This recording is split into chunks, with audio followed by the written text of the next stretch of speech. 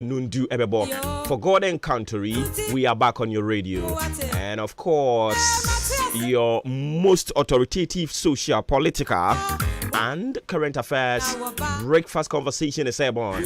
You can tell a friend to tell a friend to tune in to the best morning show in the whole of the Eastern region and beyond. I don't pay so. And come over and Untiachao. Nayamu Aquabano, Niakanya bit media to so the amount. On behalf of the team, Udi Ainkain Kwame Aboa, a jump ahead Kofi Mensa Kobe K, Billy Man.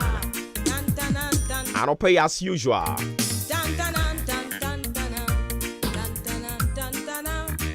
Your chauffeur for this AM drive. Edin Amejiso or Buoba Ofuri Amanfo. I don't pay so, Yasanaba, Yabetwaso. As then you know, you're radidia, not doing a humor bro, and I do so am a wo enemy.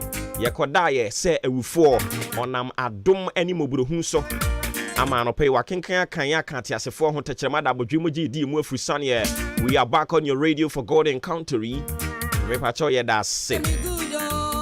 Kamu.com, ifyoho.com, ejumemu.com, babyawamayakwembia.com. And I'll pay we are so much humbled and we do appreciate it. And you can be rest assured. Say a free sabre copy Masano Panun Dibebono. We give you mature conversation. We bring you up to speed. Issues making headlines in Ghana and beyond. And it's kind of home. You did cut the TND. Over to a ha.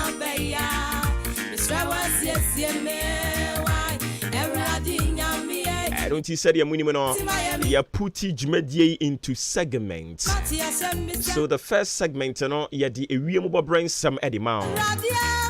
Now for you, you know, some undiluted word of God. You the mount. I feel you are. Yamakwine na yako into the world of sports. Na almost so update our honor their brain. We are your baby. We join company of well wishes. If anyone celebrating his or birthday, I pay na ya join it. Na you na ya kabumi ya celebrate you more. I feel with that tea and only your bra went to a foot you na this new woman. Ya the no Eddie Mount. Na fee de ubon krata mo boso and also abawa kwemo. Ye no a. Nya wo pe na me pe. Yeah, then also the shisha and on a big interviews now. Ye bisa questions no. Nia wo unya yanka bebisa. Na so akwanya ni ho. Na ahobrasiem yen nya no. Ye gina wanam na ye bisa sa nyansa questions no. Ye bisa question ye obi say eh na said ye mu bisa mo questions ye said ye me gina court yi. Eh sa penalty ye. Afe bribe mu ayama okwan na won so so de ewura mu eno ne phone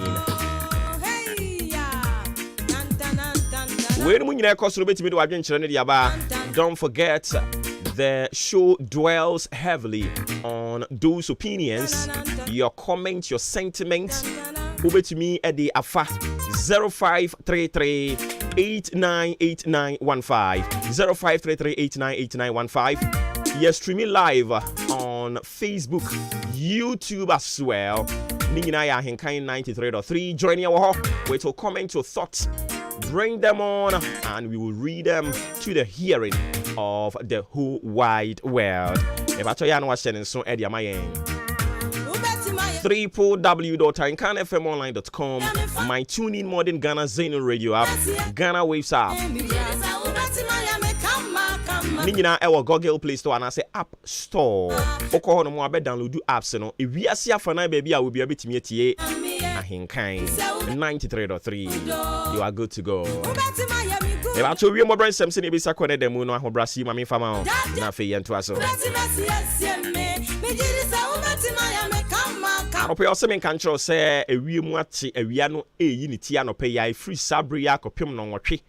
Non kron kopem no ndu ho no. O kire se awia no yi ne ti a no be din kakra ahu aye no ho owigine bisa no benantenantim kakra o kire se e free prem to bre ho aircro no ade se enam se awia ne body ndindin nti no e free prem to bre ho ko no ensu no be se de emunumuna ama ewiem adwo no nanso so ade a awia no so still nti ewiem dwo kakra na awia na pie ya no ahye ne so de ama me na afi e free no miensa no nan ho de aircro no o kire se ewiem bete pa ya na wahye ne so de ama me anopa yi o kire se puemantem ya hoduo bie no ade se awia no ayi ne tintentem pa na enam se ayi ne tintentem nti ne free prem to bro kro no o kire se ensuo no ebemunum na ebe se de petepete kakra ewo emiaye ahoduo bi anwumre o kire se ewiem bete eni nti ya na wahye ne so de ama me se afei na odi fidi na to anmo a adaroma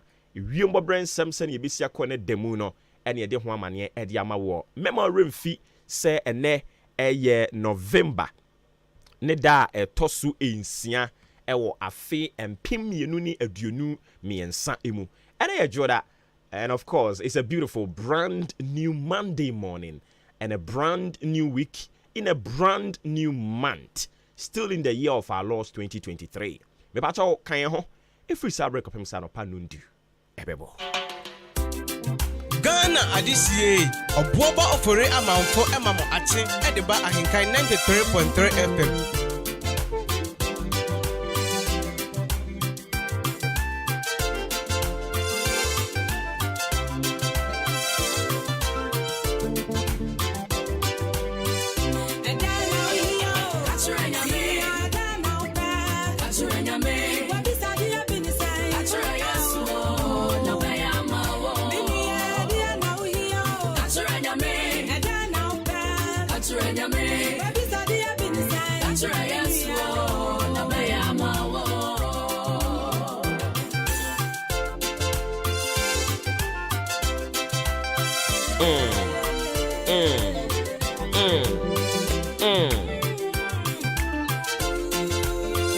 Nana aka ewa afi mu no eno na ye ne wo ka ho asem se ni a wo hwehwe bia no ka kire onyankopon wate obeya ama wo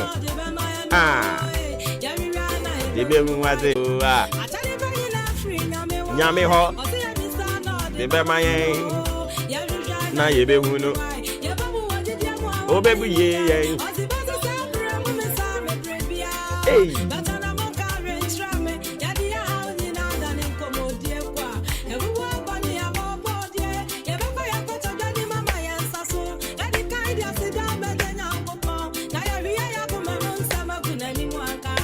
Beya mayeno Kachire nyame Kachire Yesu no beya mawo Kachire nyame Kachire Yesu no beya mawo asem a obofo kronkron no ede ba ya wose me ne wo enka ho asem na wochi we mu nyina no eye simple na eye common so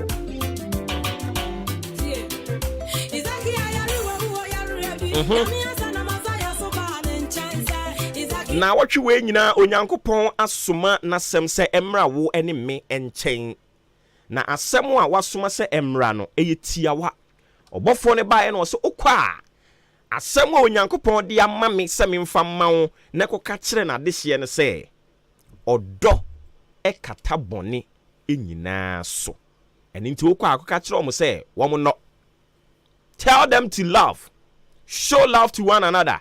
Why? Because love covers a multitude of sin. Love covers a multitude of sin.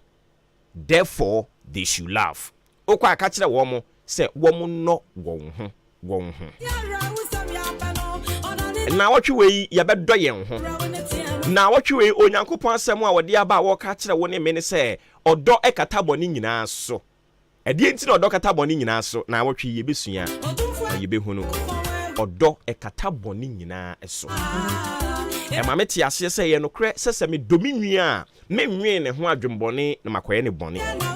And it is wakase odo kata boni nyina so ane ye nokre. Se wodo wunua odwen ekwan a obefa so a obedi yie ho. Onwe ho se unua no nanim mu ase. Se wo odwene unua ho na wo dɔ no a enya de a wo bedwene ho se asɛm nto no aban amane nto no de bia wo besɔre agina wo nan so na wabɔ mpaye e de ama ne se awurade mani ni yie sanse ɔdɔ ekata bɔne nyinaa ɛso. For love covers a multitude of sin. This week we shall show love. This week we will love one another. This week we will appreciate the gravity of the word love, and we will demonstrate it. Yabechire wodo de akire yenka o ya no sa afafa sa keke onka o wa no, oh I love you no, but you will demonstrate it for people to appreciate. Say ampa asam na all kan onka wona no keke nemu mutu so na mo. Love covers a multitude of sin. Enti emame ba beti ase se ene na awotwe besua de na che se boni bebiri ba adonso o Ghana no eyo odo na yeni se odo wo ho no mo a minkowia menua de ema ne ho nkere no eyo odo na yeni se odo wo ho no mo a meka no kra kire menua se odo wo ho no mo a minkonkodi menua bone. Enti se mi di menua bone a na che se mi ni do na mi ni do. Enti osi na odo ekata bone enyina eso. For love covers a multitude of sin. Onyame asemo e de taachire a yesrese ya no abompaye na wama wontiase o kenkan a eye 1 Peter chapter 4 the verse 8. 1 Peter chapter 4 the verse 8. Eno ene ye dey supported the sermon for this whole week ye behwe ni aka ho asem. Odo ekata boni nyina eso. Yenye eteka yi mumie nyina nka bie na odo ekata boni nyina eso. Mante mumie nka ba nka ho odo kata boni nyina eso. Aka last one yenye waka yi mu nyina maame waka ho odo ekata boni nyina eso. Na watwi ye betire odo de akire ye nuanom na se ye kase odo kra na odo eye de ba de anopai onyame asem ode baaye no ye bepa ho ntema de kire o nyankopon ye adom a wo kena ene na de kye so ode ye nkwa kyeyen na ye san bat asefo asase so a ye ba betua adwuma ne so na na asem ode ya brain na watwe we mu nyina se odo ekata boni nyina so ene ntia wo se ye nso ye kire odo e de kire yen ho no. We will demonstrate it for the whole world to see. So we don't just say them, but we say and we walk our talk. Odo ekata boni nyina eso. Ye de na de ni DC ha no mo ye be pa ho ntema kekere de kire o nyankopon ye adoma wo kena ye ba beto aso de ama.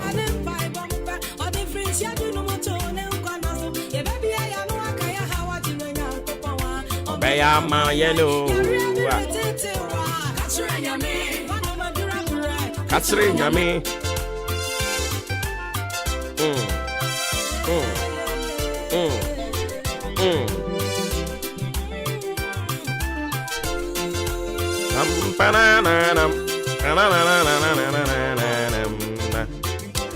Eba cho bom pai na fa wo hye nyankopon sa na awotwe we mu so onka ho no mo a wana montuo nyina ontutu si de ye ne nea ekron ne be ye musu esan amane ohawo kodanda erade nyini nyina mfiri yen so afi ye danase se ye koda ye na onam na dom ne mmobruhu so ehu ye mobo gi ye mfiri obonefo ne de ne na da nyina mu na no pai waka yan aka ati asefo ho aseda ye ne dia ayeye nyina ye ne dia ewo Jesus Christ dinimo. Amen. Yeah, the spouse said to us, so we are. Yebesana banya babe to us, so Ediamao. I've seen a lot of messages trickling in. Yakoba, Yebekin Kani in Adiamao. Ian Comra, made us say. This is the moment we waited for. Ladies and gentlemen, it's sports time!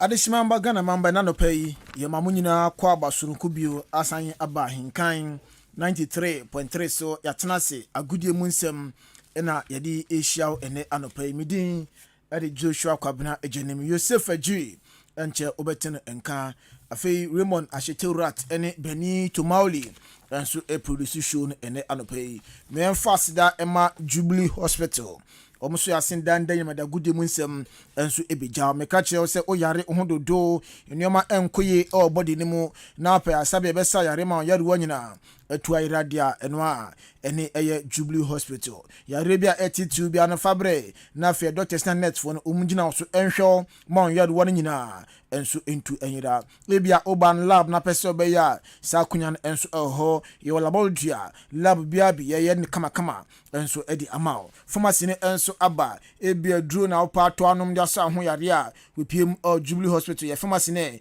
na ye ma duro na tonom fasa ho yare ma yare wanyina enso into enyira antinental ken abadema emana omo afafuro no ebia nyinsen no unyo hobby e de fa ho a o de bedan a ye hwe asosa ha na so one time e de amount ma bibia so akoye postnatal ken enso aba o ya wofo eneyi mawo wie akra ne nyimu no enkoye bepiem Jubilee Hospital na fie ma nchekire na oba no onyi engina brane ahodimu na bibia nkofan theater enso eho eneyi surgery bi anase operation bi na oya yene kama enso edi amao maternity ne enso aba wafafro obese midwives ejina so ehwe maboso no beso no obawo afa ho afa oba sondwe mu dia bpm Jubilee Hospital afa scan na pese otwa ye ultrasound na afa electrocardiogram machine enso aba we scan bia bi ye twa bi edi amao mama fafro bese mu se nkora no omo ya oba na se bema na se ntafoko na abewo a obepm Jubilee Hospital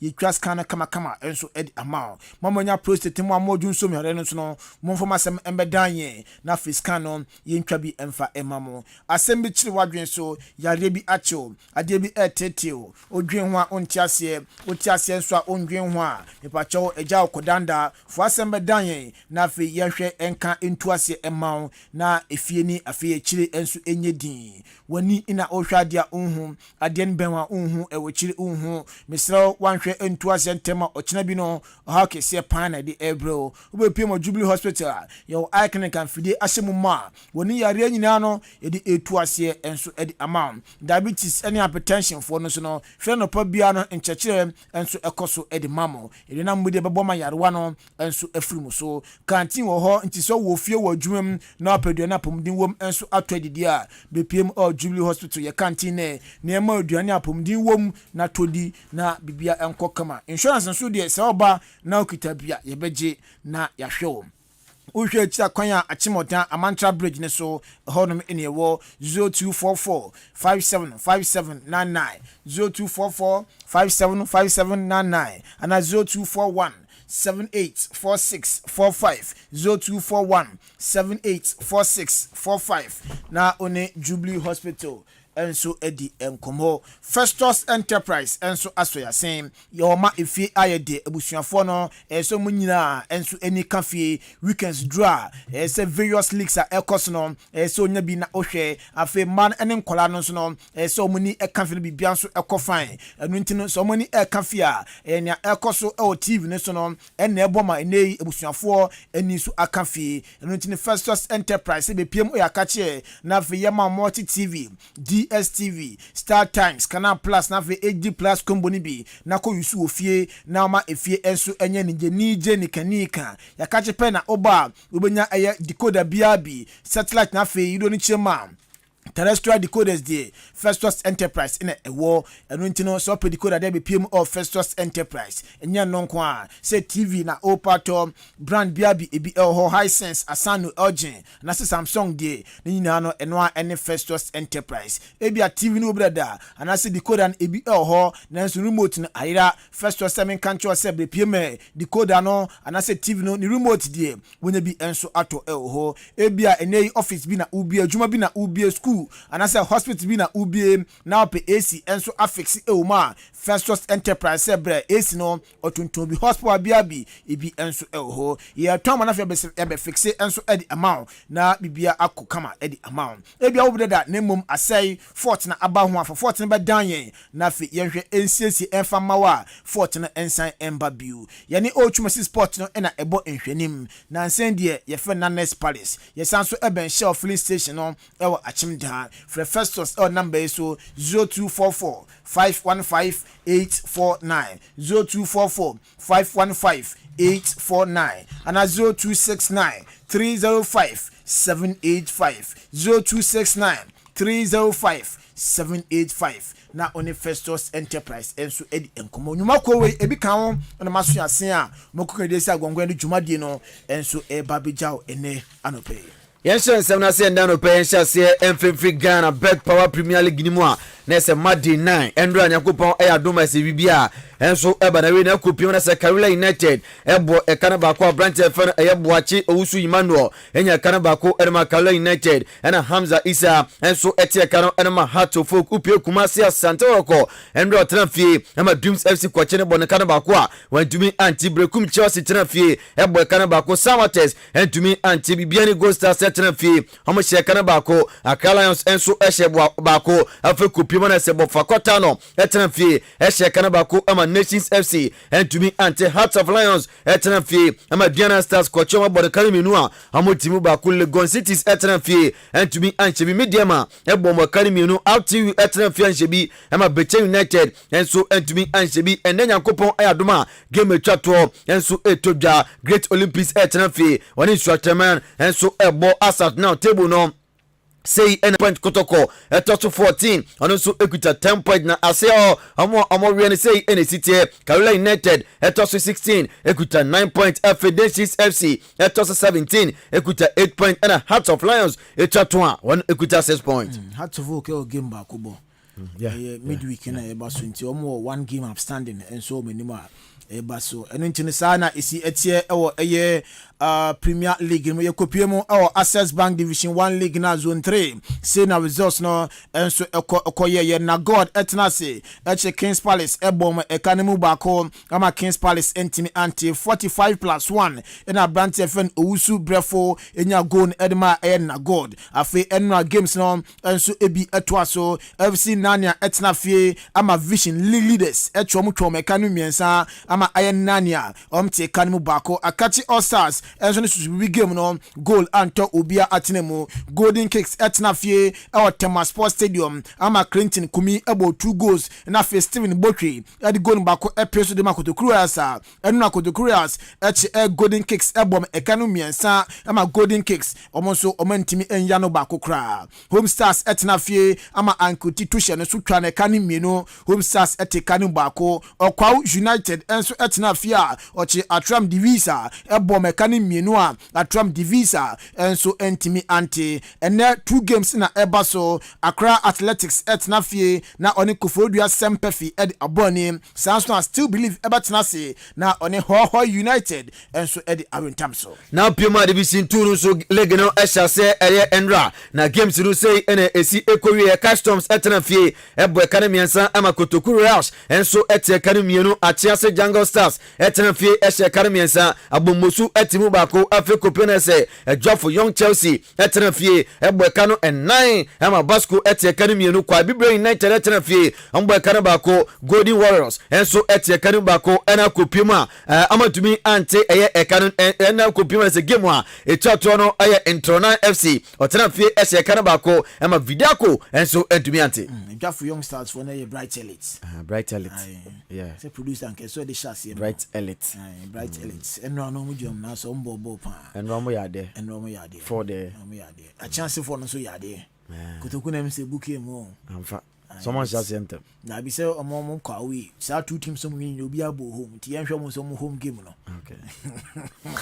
Enti young Piemo and so our Bet Power Premier League no enra game bako and so abaso o Kumasi Baba Yara Sports Stadium honomo aya Asante Kotoko Omni Dreams FC in a day ebony now game eko wiase na Dreams FC ato atena bako or first half numa Kumasi Metema Asante Kotoko and so entimi anti after the game assistant coach and my Dreams FC run for Diamond and then come kakra and so ejaye was the game there na a difficult game papa na so winner aban ebeboa ebe motivate boys na for omu game on the Great Olympics ebe next week no boys na etimi epeja omo home ne so.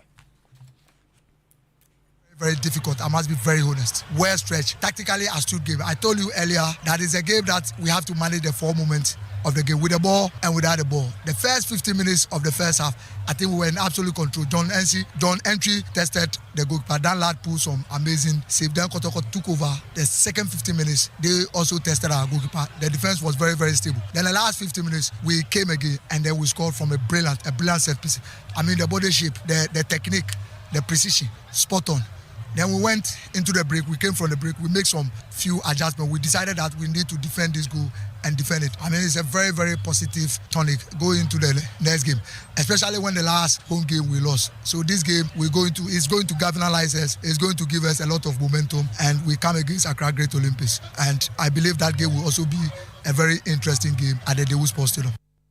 We are assistant coach Adama Dreams FC one for Diamond and Komo and odi eba na odi na nusu yepe and a man of the match and a brand to sanso eshe go Adama Dreams FC Abdul Aziz Isa and so the kakra ejayen enra ochirema na no munim say game emu ba den pa na compare more goals na so goals no and so entimi amba na free kick na brand 10 epeja to atenema na say Danlad Ibrahim no ya ho hwe ya enyeye osisa kick no always debia or try and ma enra unya sa kick no on goal. First of all, medanya mi ase game ni de eba ni de ni nim say Kotoko de obo e wo home de enye easy. Nti medam teammate ase say omomode mbo ana ma win no aba ne de nti me de obi ase omo support you ni ha. Mami so asemo ball ni beda ho no. Na wonim say wo be hye wo tai bo bi hye ana say we matrai makwa bi na ba mu. Oh, eyade a me ye nye say me try na tum eyade me work your last game against Suatre me been the same thing say eyade me tan yes me try na tum o dem can say o keep support yen e mo lusu obi yen lusu obi tem mo lusu o keep support yen your next match against Olympics no e show me say e be some mo win e wo dey.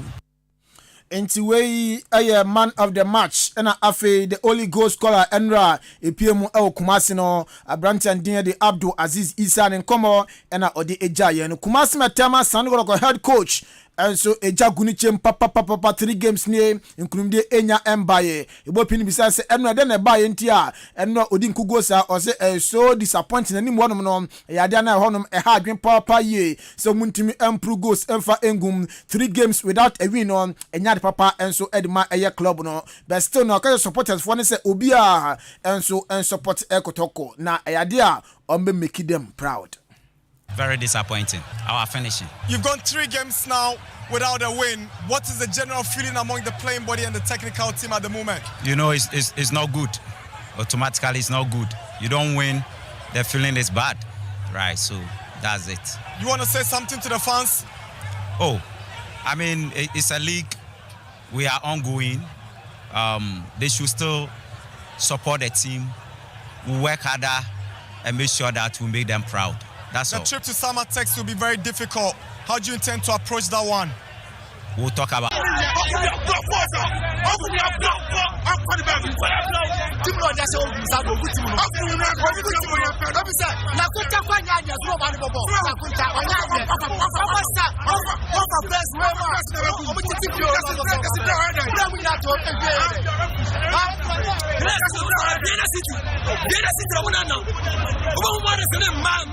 Any fake in the war, in fake over Basia, a massive of a my bless of someone. Bless and a Muslim, blessing, yeah, nothing I hear, bless,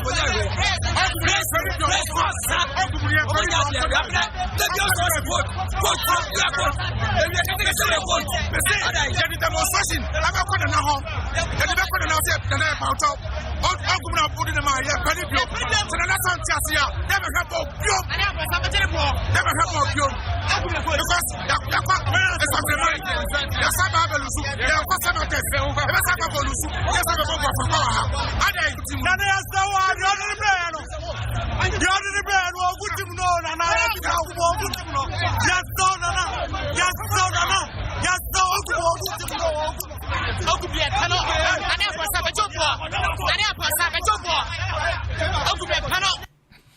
Enti ogumu yampano na yamponsa bajobo na yamponsa no coach na yamponsa papa nso no ni coach na ye so on sake ono sake so no ma okay send the time no man ko okay dem say na yamponsa bajobo papa wi ni league de mom last season ko for your man kan de ene ba ko mi ni buke ma na papa no wan sake na e be di mu ko bebre am so ko fana ko ntai bobi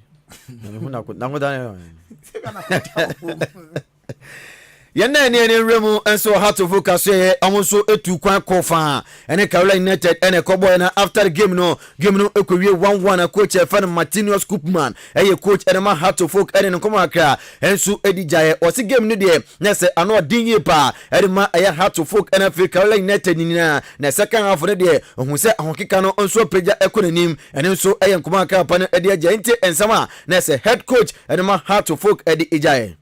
Yeah, the game, I think it was a tough game from both sides.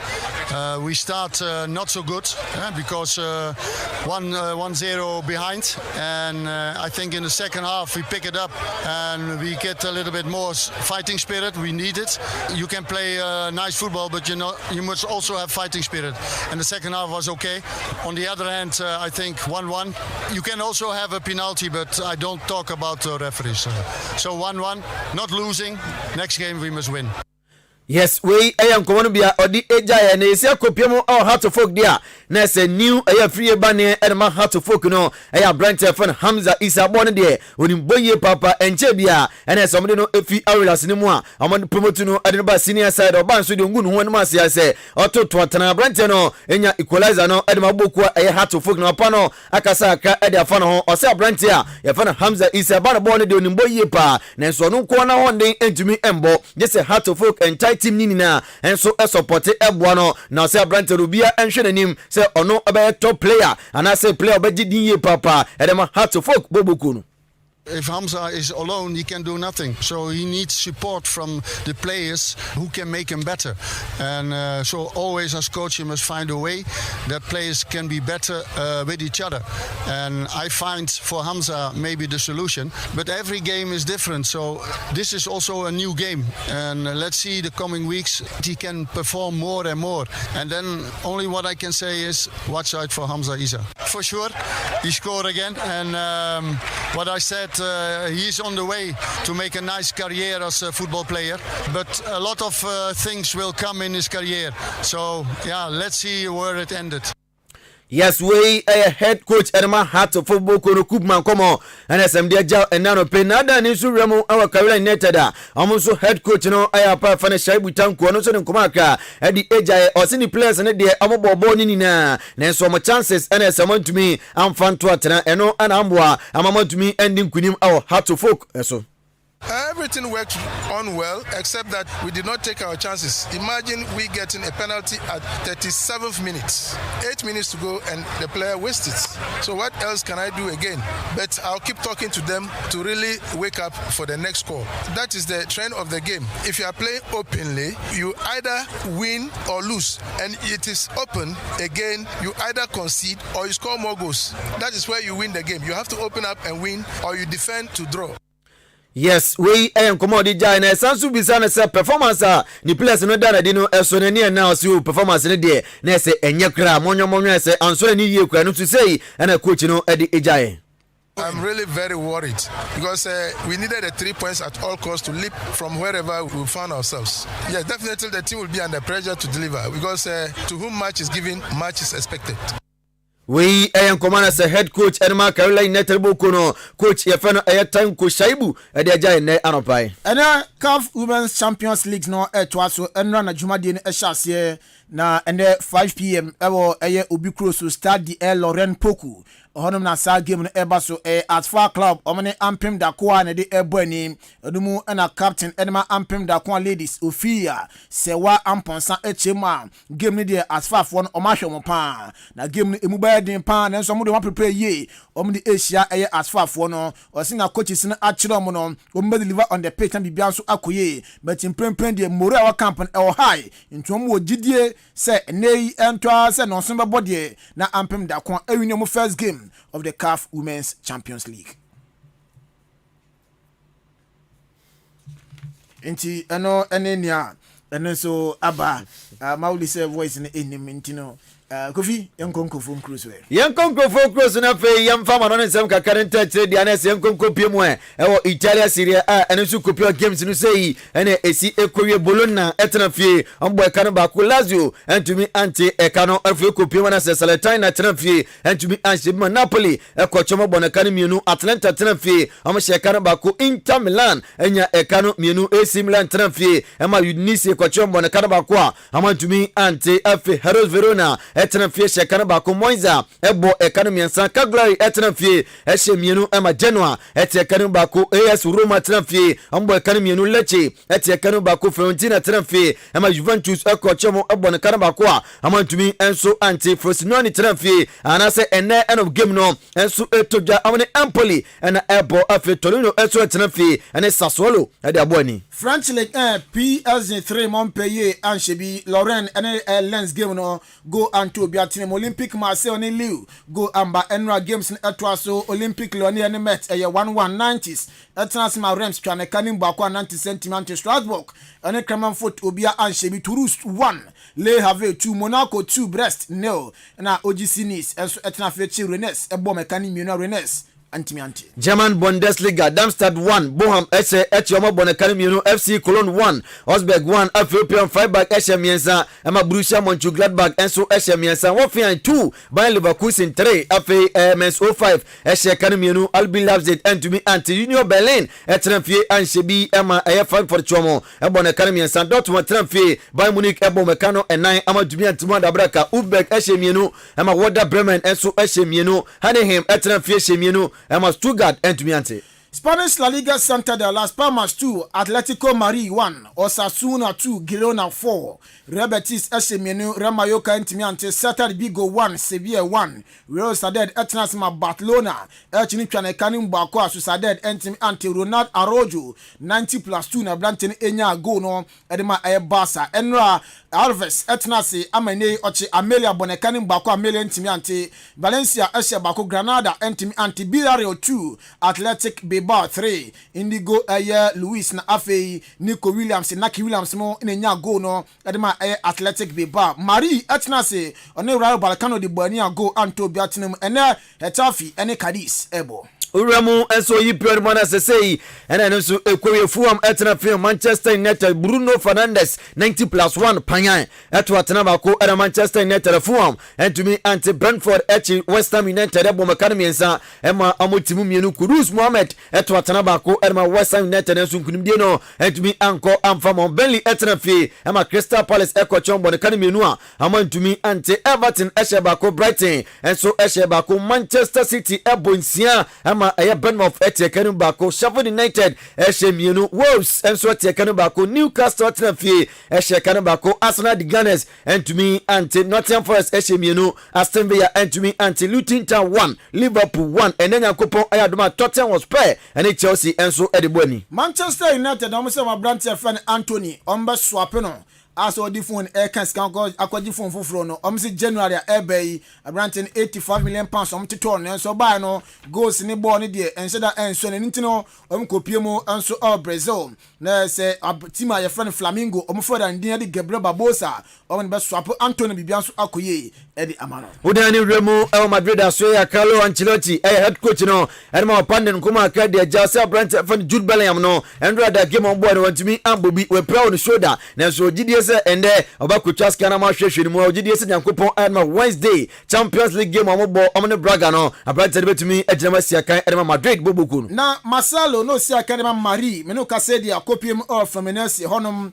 ena Abranten Asia kan ayadia weekendi omujom na so echi Boca Juniors ebo mekani menu Boca Juniors ete kanim bako Copa Libertadores no ayadia nese Fluminense omaji edesom na so Abranten chema 5 Champions League oni Basafo oni Boca fan Madrid eji ye no enya de so nani nanso enra eda Copa Libertadores no omo eji ye no bako pa na waje no eda nani aso papa payi Tottenham Hotspur so ye ena mo de nkumo beja se kopiemo City Abrantia ye fa ne Kevin Phillips no Kopio City Onyabimbo sisi Liverpool so bopeno omo so Tottenham Hotspur enso so mo peniti Nyankopon Edma January transfer ni biese kutwere omo wuramu e City na Brandt fa ne Kevin Phillips no wadan na besi akan e dem yebeko na Liverpool eno omo se Brandt besi akan de mabayan Liverpool san 80 million pounds ni din e de foreign rights am se Brandt no omo hia no na omo se nye Liverpool nko a ena e attract Brandt idea team meet say Manchester City, Bayern Munich, and Chelsea munyina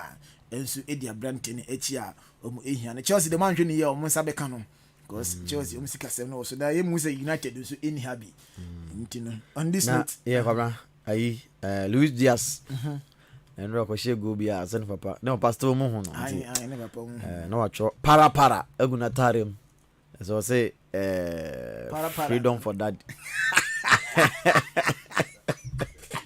holy you want to so can Colombia gasa na para ede aguna tarem tiri ze go piem ne za ranze no na mami chairman bi afa Dora o chira de o ahirebi da bi onye o se on chira de sa administrator o se de e wo ahirebi senior high okay mami chairman dana ye kwa abato no o ya de pa ona kwaje fried rice no ba ma didi no o se Yakopon ya adoma o pre assembly abato no bi e wo ahirebi enti mutuma no Madura enti no je fried rice da da bi ono be na mutuma Madura what I say na bintia a deputy women's organizer e wa achemansa ono ni din mrafi but me boy nim so nim ono so ya de ba Mr Bright akwesinya ako ichi ano Endra nyachi na yinchi ano na afi Reverend Ompeni omo makanyina enchi ba omia okay ze ona new star kroma ojini din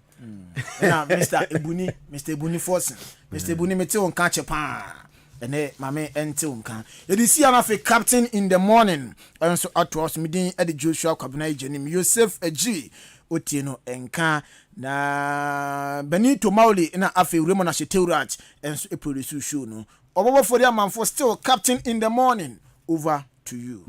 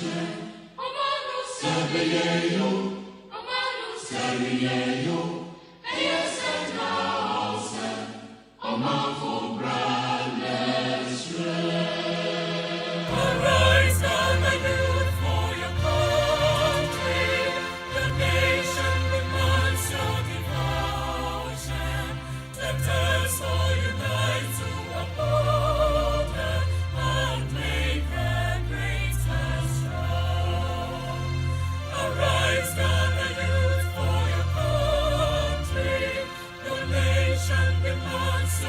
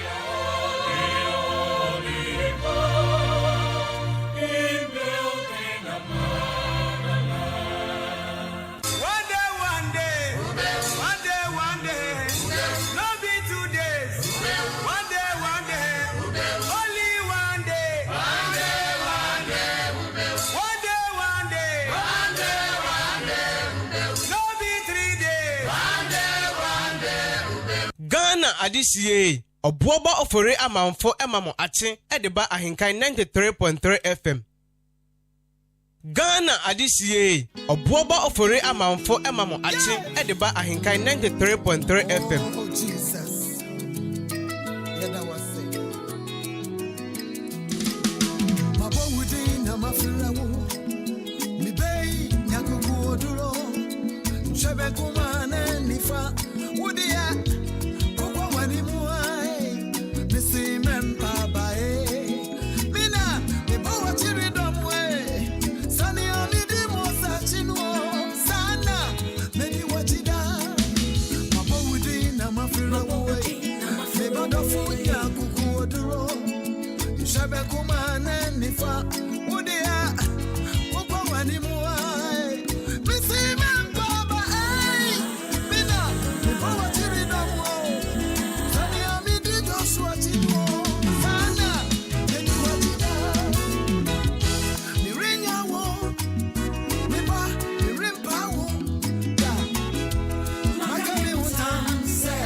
Miana mabuwa wo. Enti mempa bae. Mina mi bawa chiri domwe. Sani amidi Joshua chinuo. Sana meni wachida. Mi bai mi rinya wo. Mi ba da fuai mi rimpa wo. Yeah. Makami utam we.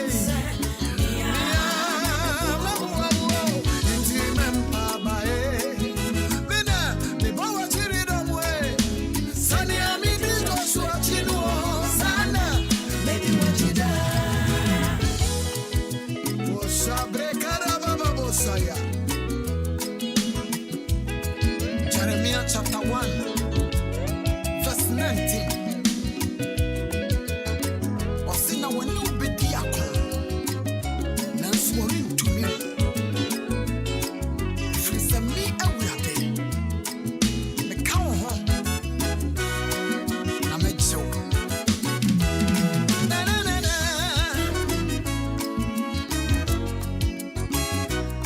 Ensuro, ensuro, obuara na nyadi na nyanam. Na dia wudi wuna besinu, ehoro na nimbema. I have called you by your name. Be strong and courageous.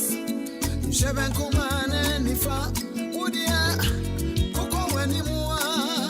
Enti mempa bae. Mina, mibuwa chiri domwe. Sani amidi mosa chino.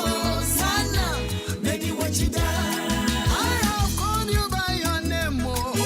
Be strong and Ghana adisiye obuoba ofore amanfo ebushemu a ehia sɛ Awurade gya yɛ adwuma ebusua bi wɔ hɔ a wɔnyɛ yie wuti mu ani wofili okay but wonni hwee woyɛ okay nti obi tumi ka sɛ ebusua ne yɛ wɔ nipa yɛ ni sika meme ne ɔyɛ adwene ohia bi a da wɔ abusua mu no medwogya tom mi bei nyakuku oduro. Shebe kumane nifa. Udia. Kukwa weni mwa Mese mempa boy Mina Mi bawa chiri domwe. Sani amidi Joshua chino Meni wachida.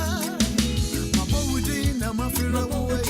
Abu obi Nshebe kumane nifa Odie Kukwa weni mwa Mese mempa boy Boy chiri dobo Sani amidi Abraham chino Mi rinya wo. Mi ba mi rimpa wo. Oside Makami huntam se Niana mebuwa owa Mese mempa Mina, mi bawa chiri domwe. Sani amidi Joshua chinuo. Sana Medi wechi Mi bai mi rinya wo. Mi ba da fuai mi ring. rimpa wo. Makami huntam se Eti mem Mina, mi bawa chiri domwe. Sani amidi Joshua chinuo.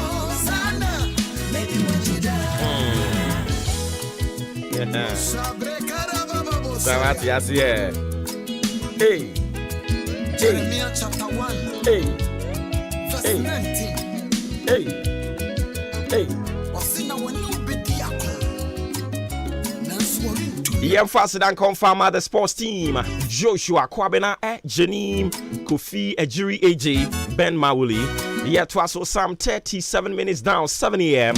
Martin, your most authoritative social, political, and current affairs. Breakfast conversation is on live on your family favorite radio station, Ahenkan 93.3. Meeting. Boba Ofuri Amanfo. Ebacho ye twaso di amount shedding so. Say the other segment in edit twaso di amount. A very good morning going out to you. The great Omaihene. The great Omaihene. Dixon Boating morning. Also oko in Quantenum as assembly member. Ghana Adisiye, Obuoba Ofore Amanfo Emamo Ate, Ediba Ahenkan 93.3 FM. Oko in Quantenum. Enti Solomon Money. Photographer. Efie Sikani Miano no. Also Oba in Quantenum as assembly member. En Quantenum for so amwate. Omo hwe no. Na en Quantenum hono no se se omo mahunu so omo atwe muti omo keka ko be 7 o. Hey. Still Vim Day. Solomon Money. Anope yamawache. Gidi se bibi aboko. Amen, Babu.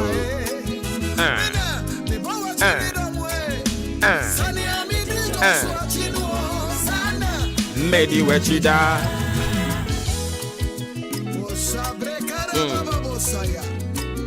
So and that maybe you didn't awada and intima yen joining company of well wishes.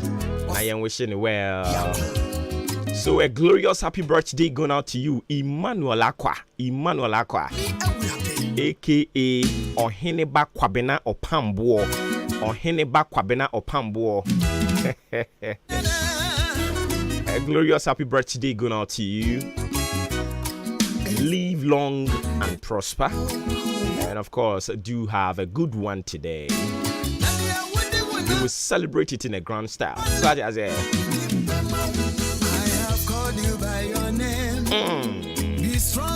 courageous. Ain't you anyway? I would ya ima. Meaning say u feel show no. So happy birthday going out to you, Emmanuel Akwa, aka Oheneba Kwabena Opambuo. Live to be 93.3 and beyond. And of course, and Ransuna rejoice. Rejoice. Oba Kalipo. And Rana ayo so na woda. So happy birthday. Though belated, going out to you. Rejoice Efia Bim.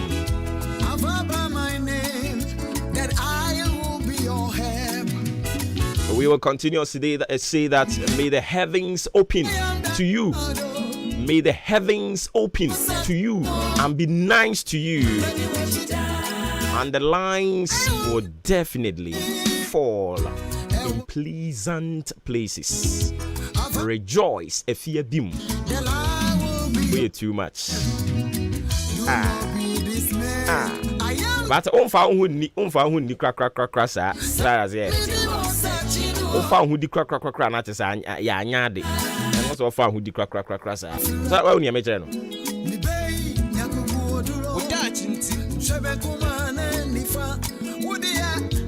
Kukwa wenim. Enti mo amo celebrate mo birthday enra ene neno anwumi eye mo dia miwia ye be se da abo amam won ye be din watie mu nsam ni nyina na afi masan ba back, but in the meantime ma memfa wo da chinti entwa so ema on wo da chinti. Thank you. If I try to pay without chinti, dear, you did number for customer. I see a true friend genuinely shares in your successes and celebrate them with you. A true friend genuinely shares in your successes and celebrate them with you. Onipa wono no ye oyonko ankasa. I think say we do ye madamfo na oyonko bi kura tim be chen onua. Se wo bedi yie. Se nyame aye wadom a akwanya bia ma wo no. Wo hwe anije aya na onya. Wo hwe se de always bia no why ready to support you. And on your friend say we or your true friend or your adamfo a uye die hu hia no. Onkan ko ehu hia no. Umpuntuo ehu hia no. Na se ni nyina nso bamu a ono ka bom na magimani e de afa uye di a onsa aka eho ono ene frɛ no oyonko a osini onua na odam soronko se ubetumi aka bi onamfofo a wo mbebrebe no ubetumi de wani afuma ka se this is a true friend who genuinely shares in my successes and celebrate them with me. Onamfofo no wo bi se wuni adamfo bi obetumi aka sa de a ene you got to do a reset of friends. Onamfofo no e wo se wo hihye ni yie wo so wusum ya wadamfo bi wa hunu ne call a na sabi eye ensemhunu ene wode ba ya wadamfo bi wa hunu ne call a na eye adwamansem ene wode ba ya wadamfo bi ho no mo a hunu ne call a na eye abrabo kwan a mo befa so a mo nyina mo betumi adi yie ene wode ba ya wadamfo bi ho no ma hunu ne call a ose me tenka o me mu se bibia anye bokọ nti me frɛ bisa se de ne me ekọ ka no kure kire me wo ye sure se wo ye okay because me tenka, oh my goodness, me tenka se everything is not right with you, so just tell me the truth. We have a true and genuine friends like that. If you don't know, only be a radima obi adamfo a wonu tumi ka se me wo fie me tenka se bibia anye bokọ ampa obebi se mo abeka no kra kire no na bia dia wudie kura wunni bi but what to ani anto bi anim ebia na o yare mpo a wo po obi ama wabese nsuo kapo ma ama wade anu maduro na obi ani ho otumi fro ka kire wo se me tenka se bibia anye okay se wunya sa adamfo ni bi awade ma obi ye de enya bi ye wo sa adamfo ni bi a wotumi ka se me tenka se sei uye die hu hia no nkan kɔ ehu hia no anopa yi woyɛ a true and a genuine friend na wotie mi a awurade onhyira wo adamfo ni bi wɔ no mo yɛ parasite onom emoja wafo adamfo because of the obenya free wo huntia yesan frɛ wɔ mo opportunist the obenya free wo hunti na odi wachi na emom nya ne wo obenya free ne ho anopa yi me bisa wo namfofo no o true and a genuine one or share in your success ekwan ya obefa so a wo be improve upon yourself ekwan ya obefa so a wo be di yie ekwan ya obefa so a wo betumi aye independent say your business ya wo be independent say ya aware a wo be independent dia wo ye bia no o make sure say wo be independent nti obe lend you support in every means possible. Do you have a true and a genuine friend who shares in your successes and celebrates them with you? Ana wadamfo eni de bia opeso no mom ena wo ma usika no na wo de kokoto ade no na ote hɔ a wo ka se wei enyam na mehwɛ no onkyerɛw yedie kwan no onkyerɛw de bia usia no a konie jitu na ode ama wo medase no do dan form a amanie jetre no ode ama wo but say yeah ni business no etimi ebumi say yeah na warrior no agina say yeah ni suku no agina no ompeso obeka kyerɛw. But true friends genuinely they share their success stories with you. Send ye be ya won so ubetumi adi ye na wakɔ anim e wa brabom. Erade enka wo ho na se wunya nya adamfo bi otesa oma ubi obi dadanso a emfani ni agro. Don't joke with that friend because omo ye expensive and it is hard to find them. If you have one, protect it and guide it very well. A true friend genuinely shares in your successes and celebrates them with you. The question is, can someone say someone's a true friend? And always, you want to be at the receiving end. May that say. Can your friends also say may that say to you? It's a question. When I'm for to be to me at the wall out home. Say me wa down phobia your friend or boba or you good pa utumi fo or boame it do baby me hon chere me a utumi bam it do baby me too many and to be anymore wa mame and it daso say me to too many and to be anymore me to ento no de me to chere no so a me to nhwe ne keke o mame hunu say ampa he is genuine. He is the true friend we are talking about. Also, so be betumi ebisa na ana wo de bia o you adon no a yo yate wa so de o mo obi na wase bi de bia beda nkrofo ase o mo obi modi nka se senka enye oman hene a enye Dixon a senka enye Eugene a senka enye Kobike a e wo so obi tumi bo odin yo se ade ya abamu yi de Erade me da wase ne mom senka enye asamasi a anka bi amem. Erade nhyira a true and genuine friends nyina. Erade nhyira mo. Anopai ma minyina we so na yensire nyame nhyira mfama enamfofo bi a wo me o ma adwene se ni nyina mu they will stand by. They will be a force to reckon. Yakopon shira wo mo mekai ye launch Maakye Foundation yi. And talking about Maakye Foundation me pacho ko Facebook donation ye kokko ye wo yaw sewuro yaw kumi anam friends ayin kwadwo kumi kwadwo kumi kromu ho school ne friend yaw sewuro ebi wo ho. I believe so by the end of today ye be upload pictures no so wo ho na odi wani ahwe montobo a mo ankasa mo ba me ye adoya ye de kokoye no modi mani ebehwe na ye fefefe nti mame samra back na ye launch foundation yi as early as men shedan kai time no man hene Dixon gina ha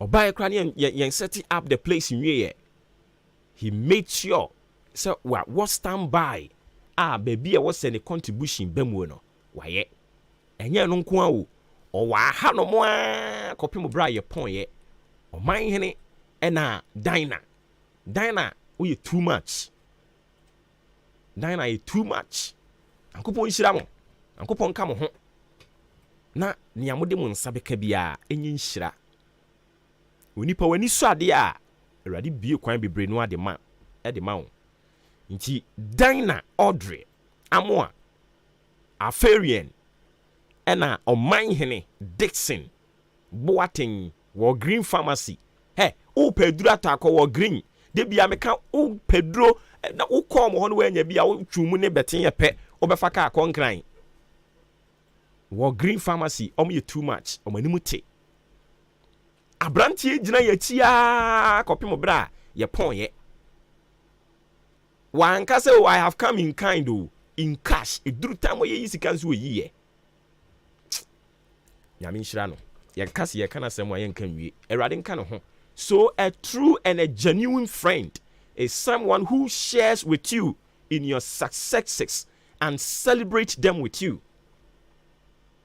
And a typical example to me ɛyɛ ɔman hene Nyankopɔn nhyira no ɔne dan na nea moyɛɛyɛ no yɛwura mfi da yɛ ka gya Gladys Ampabin Gladys de ɔno no yɛ fie nipa ɛne nti ya na yɛmpɛ sɛ yɛbɛka ne bebree onyame nhyira mo ɔnka mo ho ɔho eduru baabi na abamubuo yɛ aba these are the people you look at them say no if I quit I have these people to disappoint so I will never do na me nhyira mo ɛne mo a yɛntimi mmɔ mu din nyinaa obu ɔno mo ɔyɛ adɔyɛ na ɔsɛ mepakyɛw menkɔbɔ me din obɛyɛ a ɔsɛ mepakyɛw ɛmmɔ me din na me nhyira mo nyinaa the silent majority Onyankopɔn unhyira mo nyinaa amen afei mo a mudi mo birthday Emmanuel Akwa aka Ɔhene ba Kwabena Ɔpamboɔ ɛna Endra Rejoice afia bim monyomo no enie yɛnsan hyɛ aseɛ foforɔ na wɔn ntie mu nsɛm wɔn wi ade wɔn krata mo bɔsoɔ ɛba wakwan mu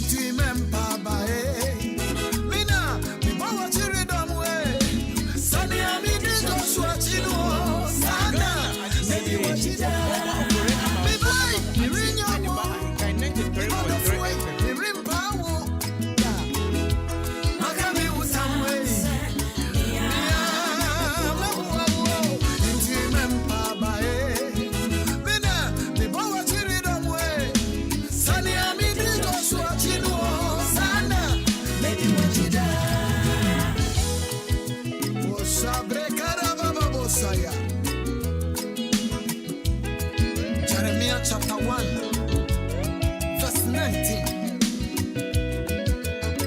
Osina when you be diakon, Nanswarin to me.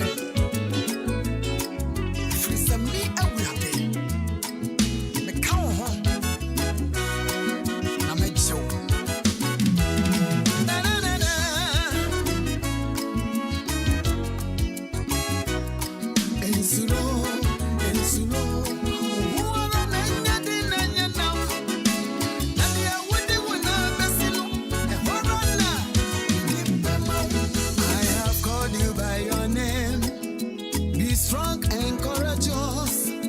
Seven kumane nifa udia koko weni mua enti mempa bae mina mibo chiri domwe sani amidi mosa chino sana medi wachida I have called you by your name be strong and courageous seven kumane nifa udia koko weni mua enti mempa bae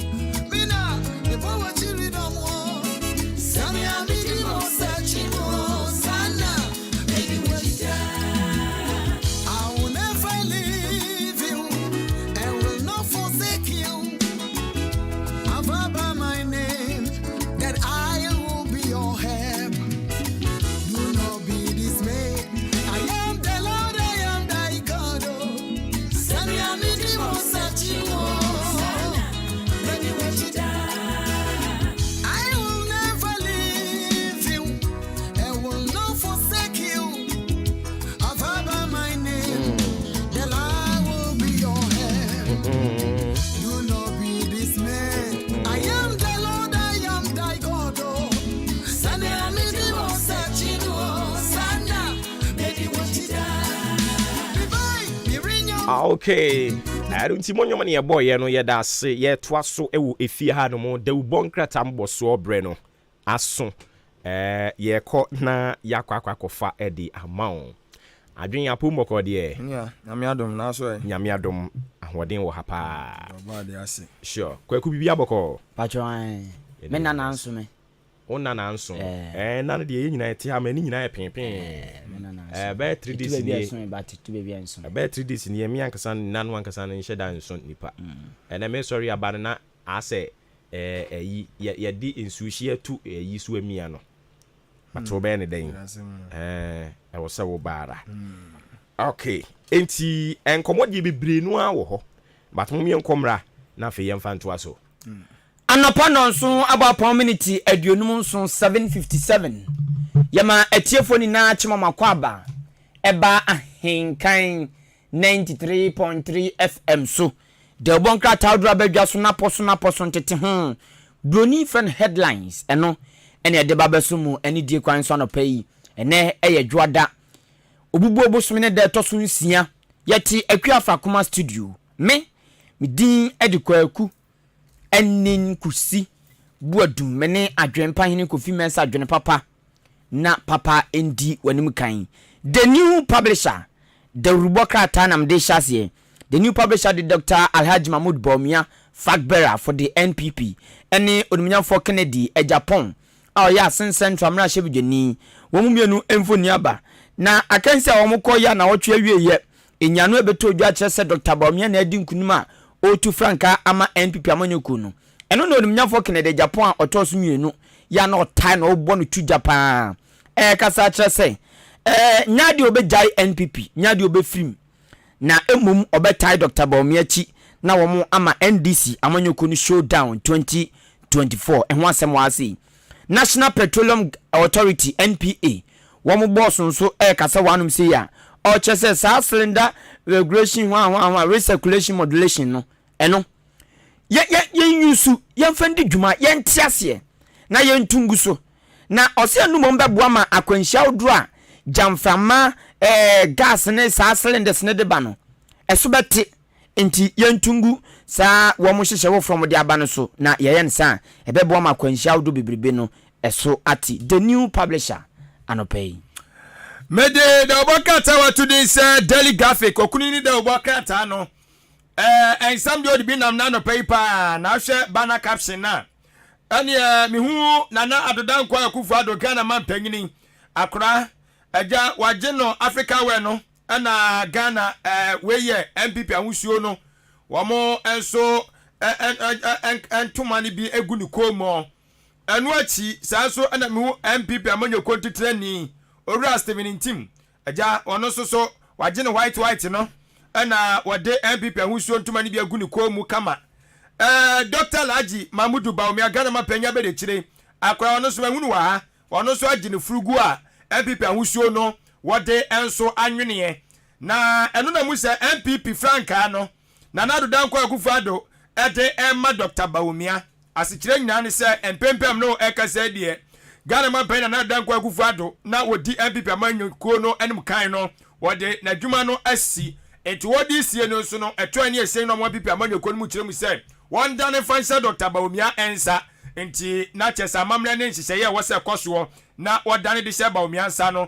eno na afonyini a the Obakata daily graphic ede baye metwa ede a kire wo no na no na Dr. Bawumia kire mu se wono na kasa na ni so ade hunu a opese wode boa Ghana man Ghana enso ekonanim edisa ni so ade hunu no wa bra ene MPP amanyoku amana kwanya so ntu franka fa ma wo no wo hwe anim se Ghana fo be gina tum afimpino ne adwunu enan na se ni so ade hunu ni nyina no wa hwe amano abamu na Ghana so fa ne ntuma pa ede afira owie ye no na wo hwe ne krata fa to so dumiensa na wade abekire mu se empenfo ni ade hye binim no mo efre ekire mu se enei abatuo commission anasa electoral commission wom na shabadwe abatuo dwumade ntotoye so mo kyem so mabien kratam di ato obi biara wakotre wudin na wo hwe anim se afimpino ne aduonu enan anasa eye assembly fo kora baye babebai assembly man ne assembly women sifoi abatuo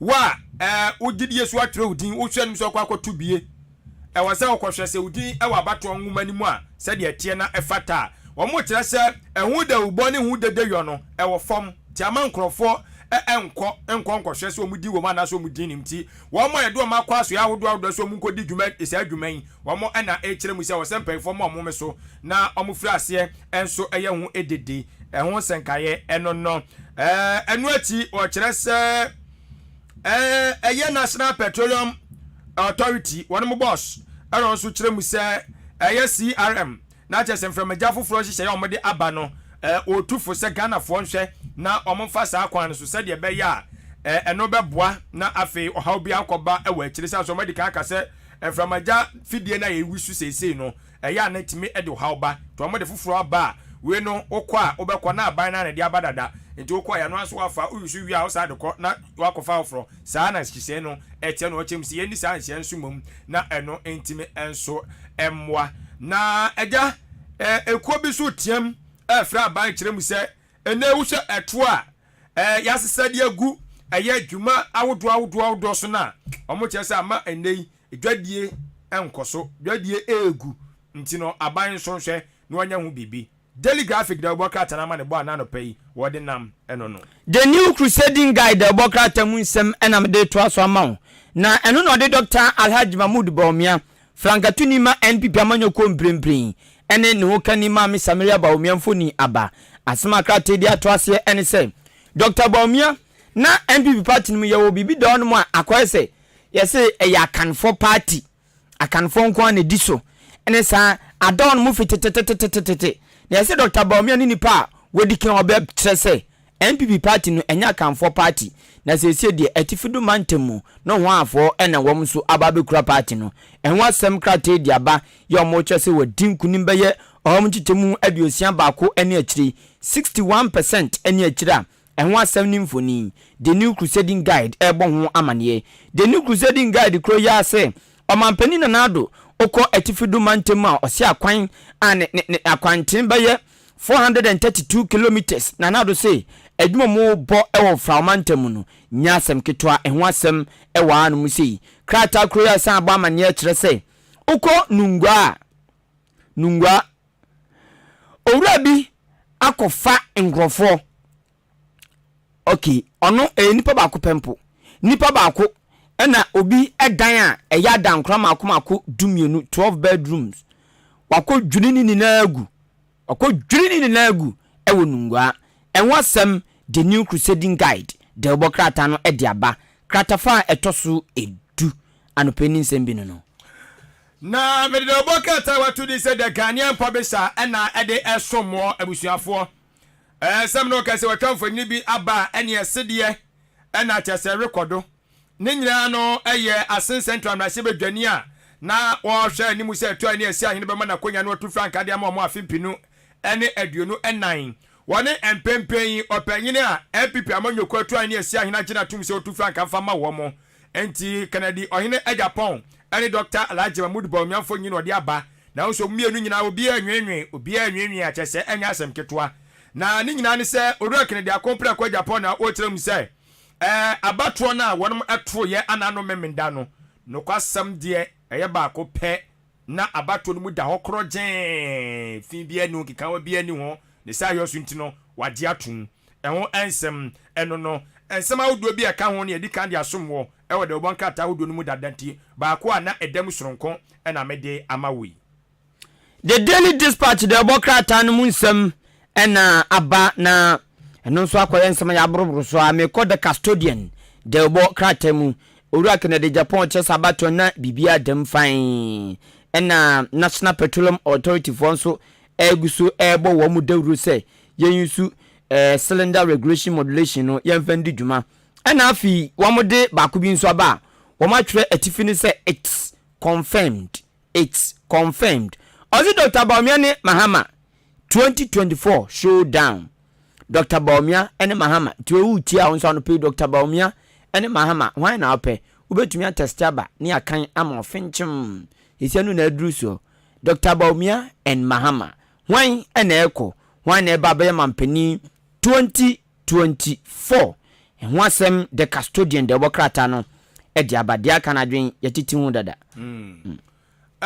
mede the bokrata what to this what the custodian about sa semi kura de okay the founder na made ebe na the founder so de eye nipa maako enan na wonum april franket tubde di bra no fo nyine de aba na eno na Orua Francis Adenimo hu seja ni fo nyine ewo mu sanso na Orua Dr. Alhaji Mamudu Baumia ni fo nyine ewo mu Kennedy ohene Japan fo nyine wo mu Dr. Friya Akoto fo nyine ewo mu na omo nyina so mo ensa na omo pija de akosoro kire se nkurumde akọ de ama MPP amanyoko no enyina ne sa nipa na nyina na eno no chemu se MPP fo wonom aye enwanwade a ebi ensida enya MPP nkwa Dr. Baumia so aye enwanwade esanse wei aye bredi kan ya wo predi bre a etesa na watimi enso adi nkunim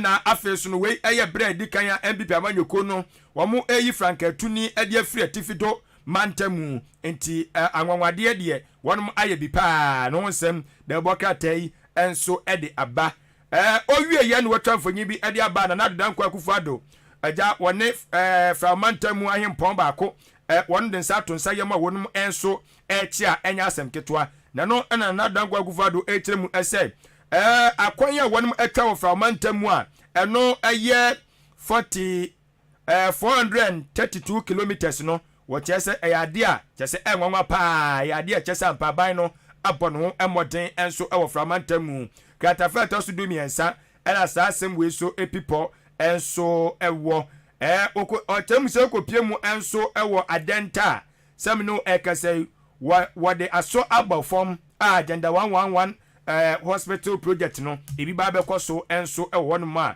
katafeta so enum wode ho ensenkan nyina enso ede aba na MPP amanyoko ntwetwerefo panyini Justin Frimpong Kodua ano nso kyerɛ musasisi ade MPP amanyoko no saa eye ensama na eta wode mo ho a amanfo dodo na hu ni so MPP de eya kanfo amanyoko ya kanfo amanyoko no sisi o makoyi obi afi atifido mantam so ni ko nanim kan ne de saa eye tag ya ne de tag wo mo no afiri ho isi amanyoko no nye akanfo de abiem eye manfra ai obia timi bedi bi mane yeye tiemu ensem eno no wei eye the founder da obokrata the chronicle the obokrata mu nsem ena mede to aso the chronicle Dr. Baumia Semia na wasan de aba die wadi nkunuma be fagbera no na asamfufra unity wa ye osofo hwe adwadie eni mfididwuma so trade and industry minister a osanso emraship dwani e wa danse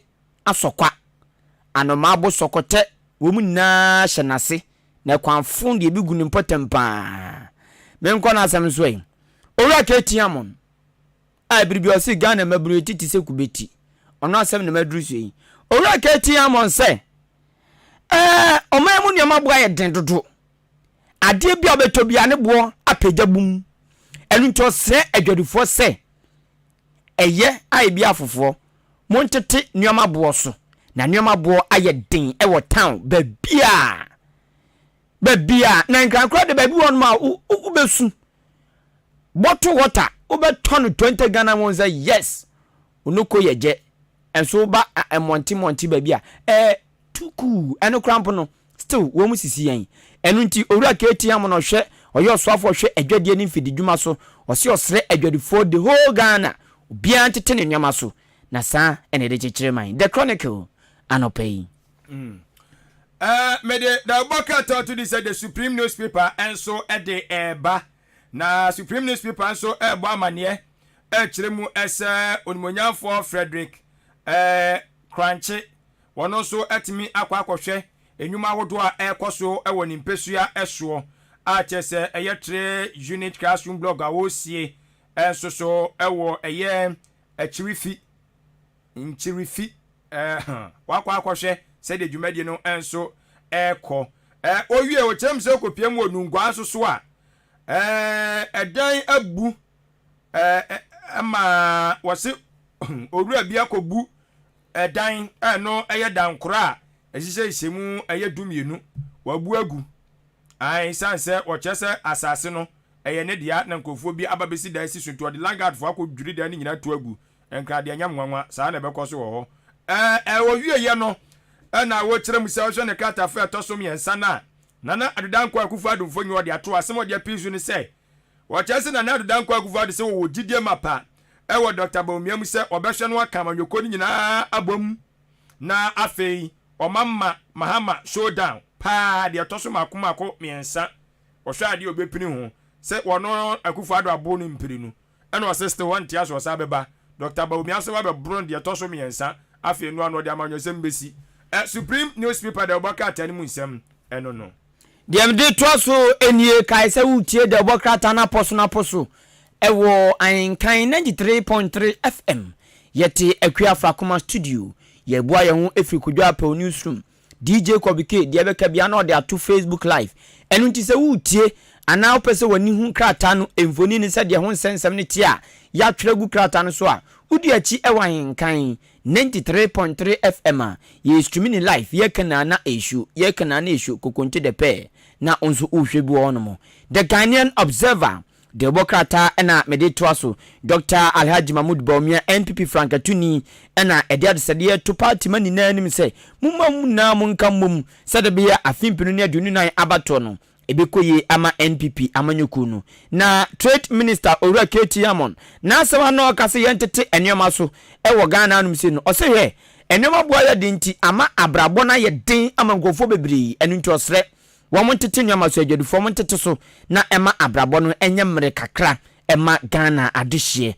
the Ghanaian Observer the bokrata ene kasa asemi NPP amanyoku no dwam 20 penny eyo nimnya for Steven Intim na Owura Steven Intim se ene ya ode Franka ne ma Dr. Bawumia se Frankatuni no afimpinu ne adwenu nan so ode be hye ne nsa se mampani ehho asem ena waka ewa anum sei na nyame adom ya se Ghana ye be hyehye car ye de light ene charge yento yemfa petrol ngum yemfa diesel ngum yemfa kerosene ngum yemfa bibia ngum na mum onne de ane se obe charge no tunto petrol unto diesel ya se sa car no nyame adom Ghana ene Danish company womo ba be hyehye bi ewo Ghana anum sei a enti ho asem the Ghanaian Observer de bokrata no ediaba no pay ya to de bokrata mboso no eso daily guide okuni ni de bokrata ni mu ensema ono so edinam enano pay na o kyeremu ese Dr. Bawumia na sisam no ka se de MPP amanyoko na ayi no se ontufa ka fa ma wo mo na hwe ma wonya ya wonya ohanje chemu no eye aduosia baako ene akiri pon 9 nson 61.47% ena opanyin no enso enyaye afenso wabamanye ekiremu ese na nadanko akufu adoko fra mantamu o wo kiremu se ene akonya wayi wo ho enya asem ketwa achese ni nyina no eye mpuntu a wo hwe eso ede aboa fra mantamu wo kiremu se court nso so ebehwe na wakwa asetena na eye Owura Jemjachi kwesa nso so ensem no asen central amrahye bedwani wonum anso ahye na omatoa so adini sɛ de sene fata na ya pen pharmacy bia no so nsem eno no we ene nsem awdo daily guide de baaye de aka nyina ne de ka abro so dada de bushafo okay me ko daily analyst de obo kratemu Owura Inusa Fuseni eye NDC ni mapa asema o kan se NDC amanyoko no enkunim no madi dada o se wo mo na beba betena dwa so 2024 ye to abani wi a nemum enye Dr. Bawumia enho asem ewa anu musi o mampani na nado dan kokufu ado se Ghana for entumi entena senhwe se NDC abantitu ni John Dramani Mahama ensamra dabi o se Ghana for entumi kra enho asem ewa anu musi a o twetwe wo mo onum nya for Canada Japan memene da ba to course no ena daily analyst ebo amane say nyame adom mansini awdo bia na o mansusumpo se Dr. Owura Canada Japan betumi adinkunum wadinkunum se funfram ewo honomo domi kwa benya se wo motoma ne bum ayewaso west wogon o motoma ne bum efutu Owura Afenyo Markins deputy majority leader ne mpeso aso wo motoma Canada Japan bum onu se na ota Dr. Bawumia chi na wo motoma ne bum afi okọ adanse fomena ehonso wɔm to ma owura Kennedy Japan boom ɛne mia wodo bebree kɔ fra mantam a mia wodo bebree wɔm to ma owura Kennedy Japan ɛna krate kyerɛ sɛ owura Kennedy Japan wa grab them constituencies in and one some daily analyst the bokrata no ɛna diaba Dr. Alhaji Mahmoud Bawumia Franka Tuni Emma NPP amanyoko no o say NPP and your best option Emma Ghanaians nesa Ghana for your best option akwa se ogina ayi heaven any hell bonsam jam any ye heaven na ye buza zanfa na obeko the best option o say heaven and you know one best Ghana for a best option bring eye NPP amanyoko no John Dramani Mahama and ne Dr. Bawumia ebesiani 2024 December bosome ne da etosonson na no ana omampani da John Dramani Mahama also we feel say lazy in boot for 2024 or one ho papa oko football my play be feno Gavi de bia obobo na lazy asane na odebo o say this time o lazy no lazy ni ye pa enti NPP for mu nyina ye titunu Dr. Bawumia na mama ne sa sunti o say or the toll be ebe hihye so a watu din say building Ghana toll ente obi fra say ayesa toll no daily analyst anopay Ghanaian Times most authoritative newspaper so somebody buy na busuafo brofo krona na omadane dane na so e de aba na otemu se nungwan so omanhemfo nsansam no ayedetwa o enya asem ketwa eti nei ameno ekasai ayemfofo no ekiremu se won behwe na eye Supreme Court or the atemuo bi aba omahwe enso awisusa atemuo no na timi aboa momanya ohene enso ewo eye Agirigano ene Boteman yate enso onsem no di aka ne de edika abro so de bonka tawudum dada enti kuzi yanhwe ya de asi won all right the chat no so san yate ene de ase ni nyina ye repetition dof wo mo abato wo kokoto ya eneyi o ma yi Frank Akurafo for 2024 yedi kan bo ma ba so dada elections no se utumi call field that behunu say ampa was so peaceful was so transparent and fair. Okay. Until at the end of the day, no, the majority of NPP delegates, you know, akasa, and omo dosun so change minority, no. So I was say omo nyina jitum said the majority ni penny. Until be bearing the differences. We say contest the bar.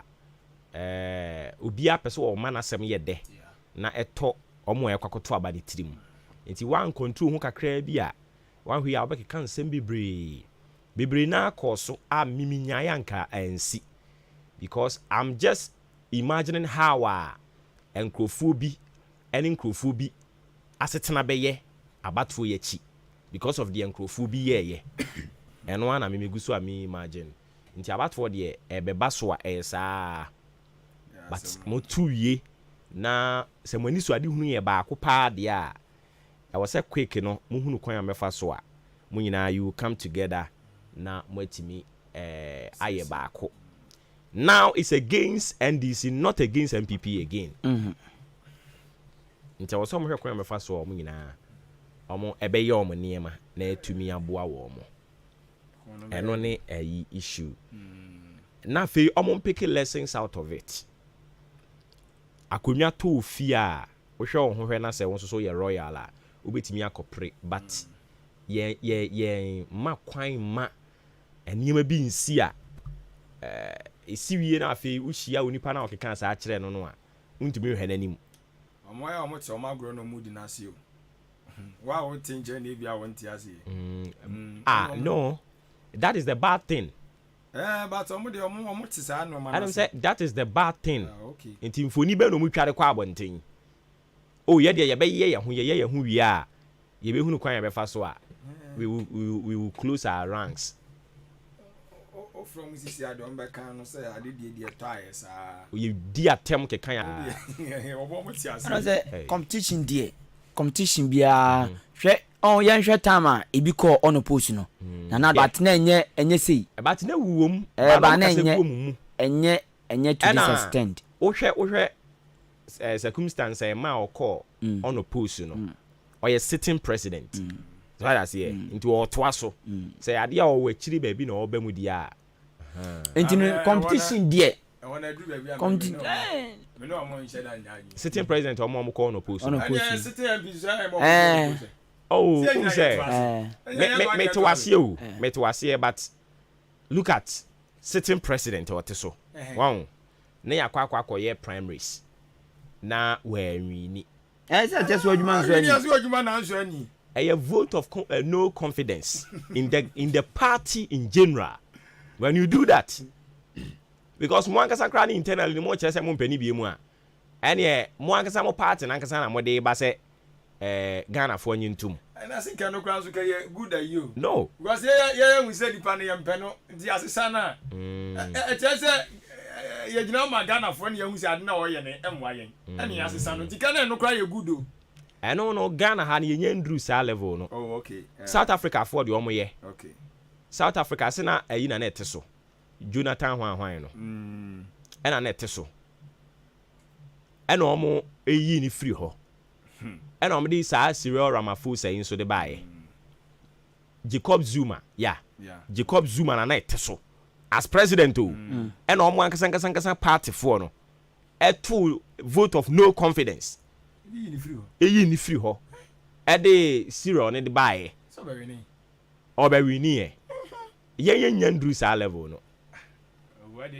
ye nyandru sa level no baby ye dro yi tu ye mfa ne say enti gapapai say eno de oye de kura mamra ne man ho kwan if say senkamra ne man ho kwan say on san to aso me yensa na sa bre ya obi atia mu na kama san so de na sa babiem say enu ti na mamra no so makwan sa no when we get to the river side you know how to cross it enu na mamra ni ma ho kwan no na wa go ba ko na sa de ne hu se nko ye obi aka na sa ko fa na ba but ono ankasa kra wa bre on say the vote so ti ye hwan ya na nado 2026 so ti o we do normal e bia ko mo se sign na David bia ka do ba ko no normal ena o dey compare parties ya omo wa ban mu a omo call second round vote omunya ya o dey toto ananado de na wo soro ensida say president tia konwa so na okọ ne second term na ni vote as I said you dey buy na debi because one wa betena so wo actions no wo inactions bi ama nkrofo bibiri bu afu wati nkrofo bibiri nan so knowingly unknowingly enti sa incumbency disadvantages no it may go against you but amidst ni nyina no I think Sananado was able to garner more votes compared to if one our predecessors na to say obo ne ho modern anisa enti now contest is over na me wa asuma si na me wo bentin is over we leave Dr. Bawumia, we congratulate him. He has fought very well irrespective of whatever happened. Why Juma ena odi edin konim nti ye congratulate no. Now we hand him over to Ghanaians. Say Ghana for sisi ya no nye ho na tumi ne wo. Ye ho na tumi ne wo. Is between sa pepepe na na kan ye. Ye ho na tumi ne wo. Enti omo as party no mo be ye omo de. Yera John Dramani Mahama nso so be ne de. Menya ne ntie se sisi wo be koto. Building the Ghana we want to say building Ghana together bibi sir. I say building Ghana. Building Ghana. Okay. Nti building Ghana tour Yera John Dramani Mahama enso be ti asim na ne sisi a campaign mood no emu ne ye wo no. Na onim some people no na ensan ye. Amo be parliamentary next month yeah na you know say I think it's 24 February. 24 February. I don't know next year. 24 February. No, so cry na 3 months. We do is yeah. But on the forms now fund next month. I almost submit some forms in December. Yes. June. January. Oh, okay. On the fund December, no more submitting in January. Oh, okay. Okay. Next month, yeah. Yeah. Hey, I see. But what I can say is say, I'm not a soothsayer, and we don't even need a soothsayer to come tell us this. Say, majority of certain NPP MPs will lose their seats. Hey. Oh, yes. Majority of NPP. What's that? In the primaries. Primaries, yes. Okay. Primaries, majority of NPP MPs. Read my lips. Majority of NPP MPs will lose their seats. Hey. Or the upper market on the wall. Especially omo ministers. Any deputy ministers, Hey. Abasa say, what do you say? Eya bebre na adwen sese ne ba wumia de no ye no na te sese abebe na wo ye MP wo ba bi na ba wumia nya ema ne bumu a unsu benya bum sa na ye wo mo but you can say be o mo say de o mo sa pa logo no majority of NPP sitting MPs, especially ministers and deputy ministers, they will lose their seats. They should mark it on the wall. We're going to details. What's that? You want my headline? I can't mark my details now. No. Yes. Ministers and deputy ministers, most of them will lose their seats. Why? What's that? Why? You have become one same actually. You have become one same actually. Hey. Oh, okay. You have become one same actually. Okay. Yeah, it's your mom saying, "Moya Dr. Bawumiano, Moya Mamma, so Miss Pepe, and Omobaji will see you yate. Kusa wo mutrim. They will show you the exit. Yankopon Yaduma February. February is just around the corner. How many months? 3. 3, yeah. Inti we MP party parliament. Kakra bia na o think asa Jones what do because asem kese ato. Asem kese bi ba. Bebre na belusu. Bayiro. Bebre na belusu. Ye benya new entrance. Bebre no afoforo. New entrance na ya dem wa. Afoforo for bebre na beba. But I just want to tell afoforo na eba no. Sa strategy a o ba foforo a mo de ba na twam. Ye ko walk. Ye kusi adwonso dan. Ye ko ewe no atwam. As we speak atwam. And if free sabre ko Ghana for muntie yen. Sisi ade ye delegate nkasa biem. Ye ne Ghana for na ekasa. Obia oba. Wo de sa afo no compare wo mo. Oba wo de tumi ni mana. Afei emode ma obo ye wabra onya tumi no. Wo de be compare oba betena so. Adwuma o ya. Ubisa won say enti se na se na no ote a anka de tumi ne ma no. So I say enti o de sa afo no mo monitor wo mo muni nim bebre wo block yi mu. Omo a o beba eni adun so dan hwan no. O de mo nhwe wo mo. So in this case no be say new strategy na anything. Strategy ni say vote for someone that you think is genuinely can help you. Not someone that all ba me ye bi na mo so magina so. Atu abama me. Oh, okay. So what I say? Papa we can the message a kire yen. Ye nim say ampa the message we have to buy into it. Enye obi a mesi adun so dan mesi we strategy. On the bed that house see a oju vote ni wi abisa won say saa ne ma na o metena akonwa so ni wo sisi no ko fa sika ne we he. Ba no e bia no mo huni say o mo kwa o benya no mo aba be ye ba onzo o kwaji sa tumi na. Anu ti na Yewura Mahama kan ye say onye mampani da men criticize no. Wrong ka de obegika. Wrong ka ne ope. O baby na be say yes. Say mampani die no e wo mo ote. Enti me I'm telling Ghanaians I was say the ye no ne ka kire wo. Mutie ebeboa mo. Tuma obi a genuinely or the message ba catch will say this is what I will do for you. Messi we intimun to mame, maye we intimun to mame. Intinya position di anka wonsi bibi mfa ma o manfo. We have to start asking questions. Me papa no kra na me hunu say to me nti wa hyase ye yes ani ma no a me ko gina lai mu ameto abetia wo. Yes, that become why like if you think uncroford that wakuma so a they don't so ye bibi ma homo na wo san hwe animu say they should vote for you. But me no ya adwene me no dem that can ti at times I me dey papa example say me papa obi me I mean odi obi obe call for this one for MP bia no mo ha no I'm trying to be for now. Now the kakra na won nutimi ye na just focus it and help people. No nyini nhira nko. They say Ghana ha no dey abeda ne say we philanthropist here. Na just say we potential MP. Yes. Enti yaya ma say genuine people kra ba beboa. All boy no onye na adwen kra say obepa MP adi no. Ne ahia ase dey tag na say we obepa MP adi o.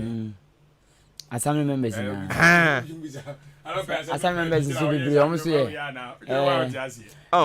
Enti ama bebre no akra say okwakoye papa no na obi MP bi wo ho no mo a no ma ne nkrofo ne attack because of feel so be MP adi. That of MP adi nti.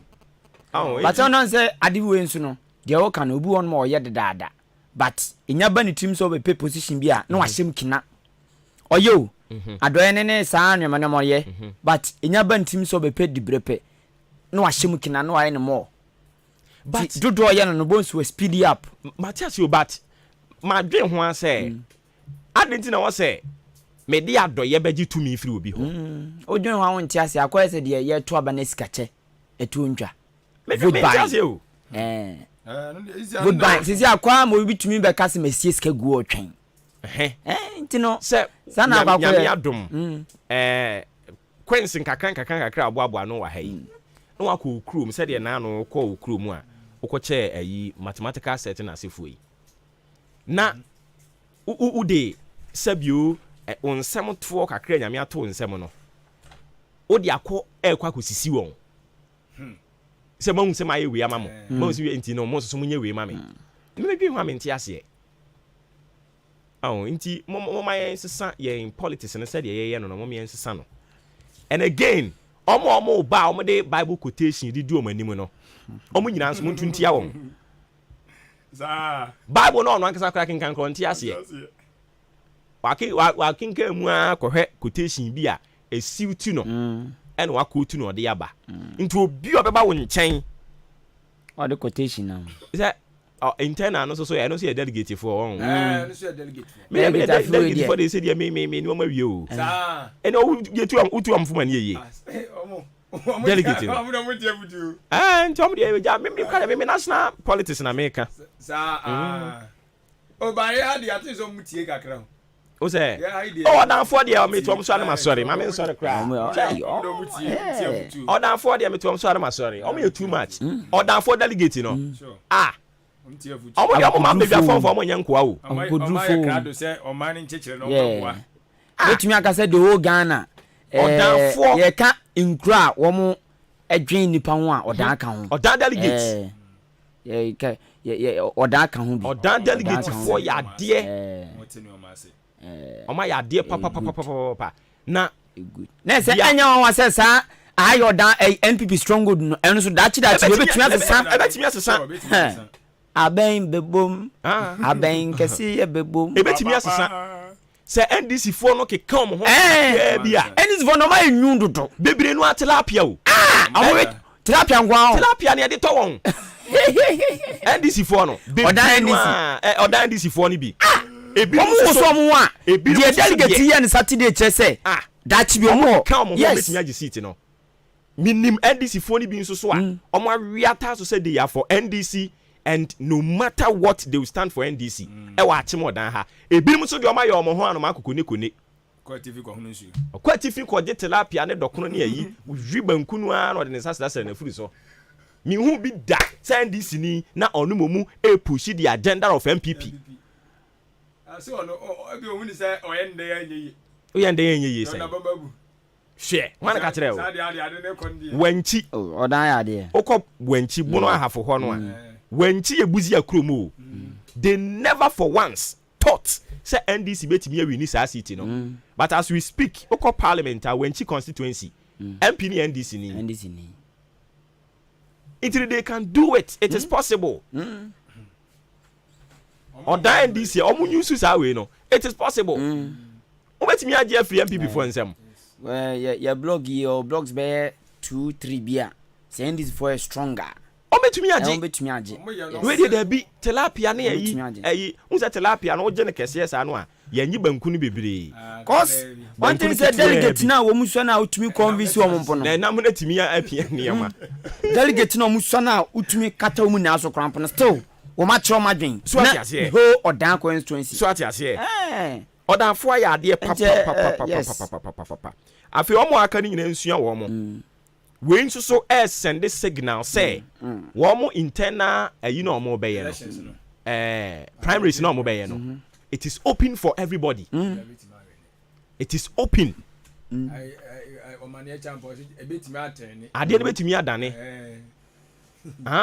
It is open for everybody. Into omo ebi obi won na ni tirimi ne de of so say we dey is a danger no. The see na no. Should tell them say they be. When I see 80% by 61% tempo. 70 crowd in room.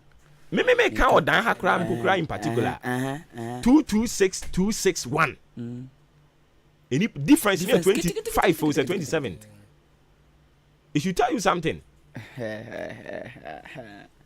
That delegate too much. We cry no sir joy is coming for ni nyina so no so oba umia o en kwampo no say joy is coming for no oba umia and a former MP no or ye share ehunu ba bi ogina and honorable Alexander Kwesiakwa ono so me dia me amete me so me sheda ni ma bi ogina. Oh yes, I have to be very honest with you. But so declare my Dr. Baumia. Ya tro krata ana ordina no so kan. Ordina no kan you. Sa. Na no kan campaign na. Baumia ba ha no no. Sa. Na no kan woni se wa kakura ma wo mu nyina. So ono so Baumia. Okay, into the ya hwe ni say. It ono no Baumia. Joy is coming. Dancer. Baumia. Dancer so Baumia. Enti in this contest no. Omo be wo one camp o. Impo nie. Enti dancer ne honorable nya no mo one camp. Impo nie. Joy is coming as a children no. Joy is coming no. And say omo say dancer say joy is coming on eba. Okay. And nya sara mo kan. Na sara mo nyina mo yi mo ani ansa de mo nkiye. Obi amba sem na say enka. Ye na atesem ne yanzu atete. Krona ni nyambra ye. So also per details. Yes. Baby I dream so no time to waste. Oh okay. Honorable e ba ho wan so. Okay. Na ye ne nkokasa. Okay. Enti baby I drew no ekrona ni mabie. Enti e declare no. Enti no ano no. Oh okay. Na so maka wa hada. Oh okay. Maka wa da yi dancer. Me busa no an se dan kirem sa. Do dia ne joy is coming. Also joy is coming. Na brand so ye. Oh okay. Ne omo focus ni nyina no. Yeah, it could be Baumia de na oka. Yeah, no focus ni nyina was on you know. In this case you know, omo ye no nyina kwa no mo one camp o. And so hwede si ye. Na we ya we be ko ha.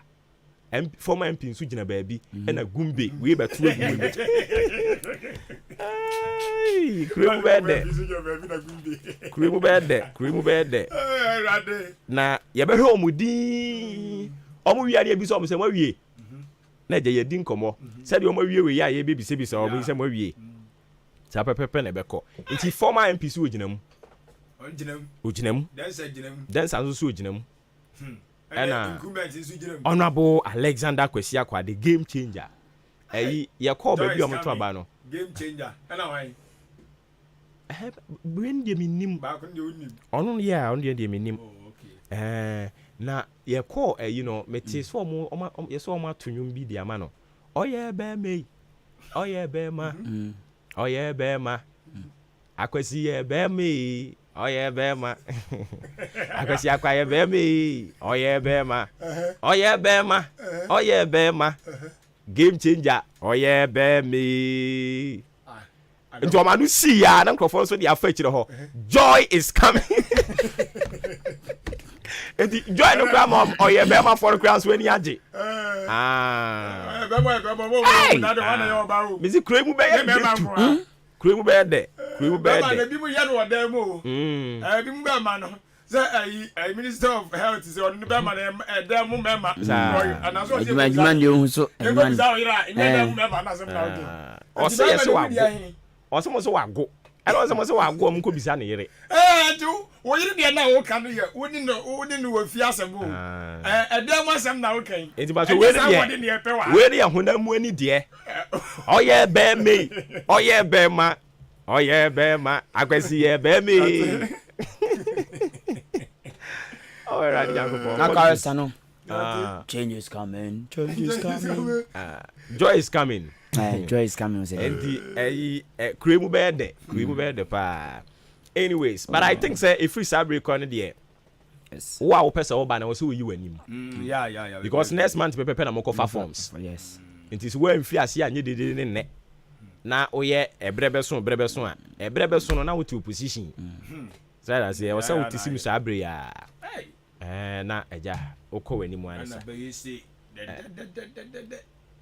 but important wa be de o say wo ba chem dan ha so far the nipa miensa na yate so wo mokọ game changer former MP na dancer na okọ asene man so aye say owusu apia so ho abi so apie ho owusu apia owusu ajeyi Alex owusu oh okay Alex ajeyi ba owusu na menya se ka ho Alex yeah okọ ho no mo aye say ho so eho ehuru kirikirikiri balling issues oh this say pra ana okọ ofo ase de yi openi na fa ne form ofo ase de oh yes obi anti ndiana Cedro obi babate wa fa ne form Cedro ena atim so aduro eho huri say pra eho so ye honorable of an example Kennedy was saying nyako ena controller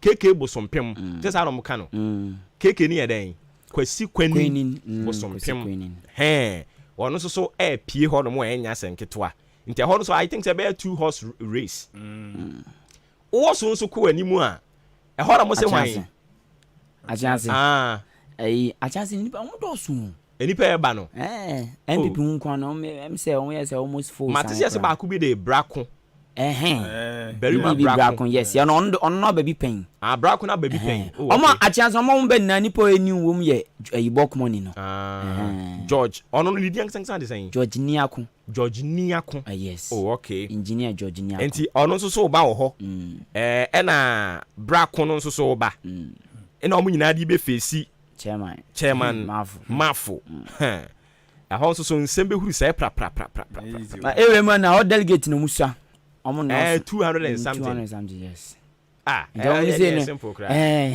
no yes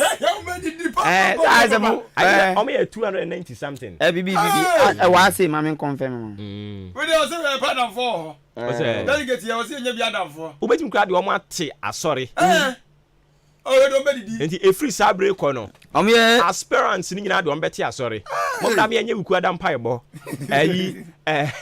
okay I'm here 385 my 385 me former MP you Crow constituency ma me ba ko na your friend na amumu lati si on na MP na amumu ena ba ko so de Elizabeth Afud Afuli Kwe na Afuli Kwe di ono no obie wuku adam paibo wuku adam paibo no boa asorofo ano a de bia no mo ye paibo ma no omo bo mpae brand so ye delegate so boa pa de yempe mbai na de ko election oh amfa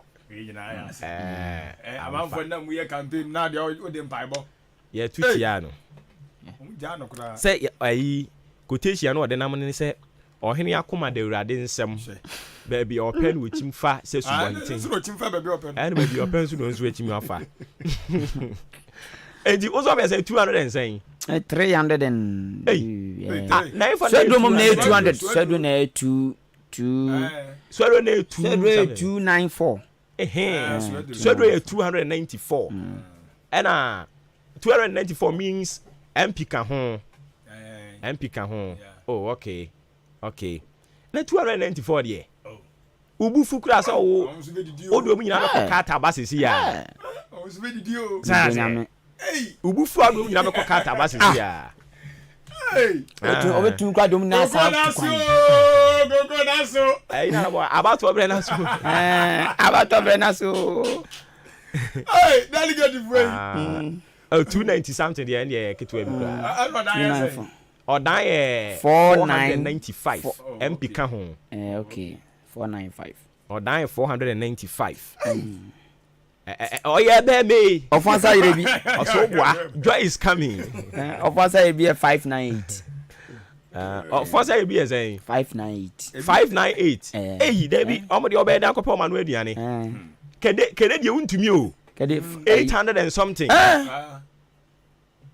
800 and something oko for manu aduane wen memo one mission mo atin so mo yese 832 2000 mo ka ko 2000 aheva atwoma amponua ingro kete sa one so kra tin se ba so mbechim a wono ombechim 2000 delegate no be that wrong na ayin so mo do so pa lejo kuku ayi tashi omo do so papa I think omo 1800 and something almost 2000 you know okoboy wa brepen ba sa no o chem na wa fa se bia fa enti un se enu no say no e ba besi message America ho asem no say you have to go to them with message wo de hwe nipa so me 2000 can you bribe all of them to me it you have to go to them with a message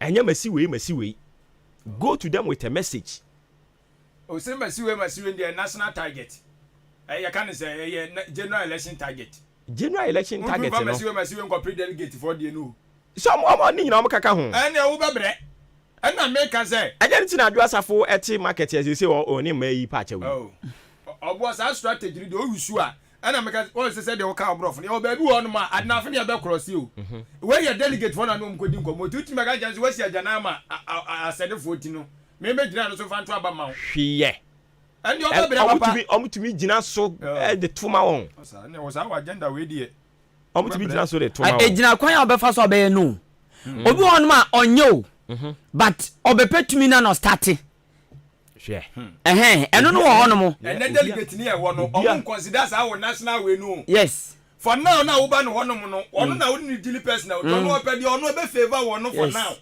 and say na we are wo national agenda na obeboa wo ho me say no man de o de ba mu dia at this point wo wegu o bedu do kono kwa wo say we say jana bia ma tunzu ama we mu nti no atu an ne say mu nyina so fa tro aba ma me wanya papa wa bra o ma onu so mfili wo de ma o mu hey asama ba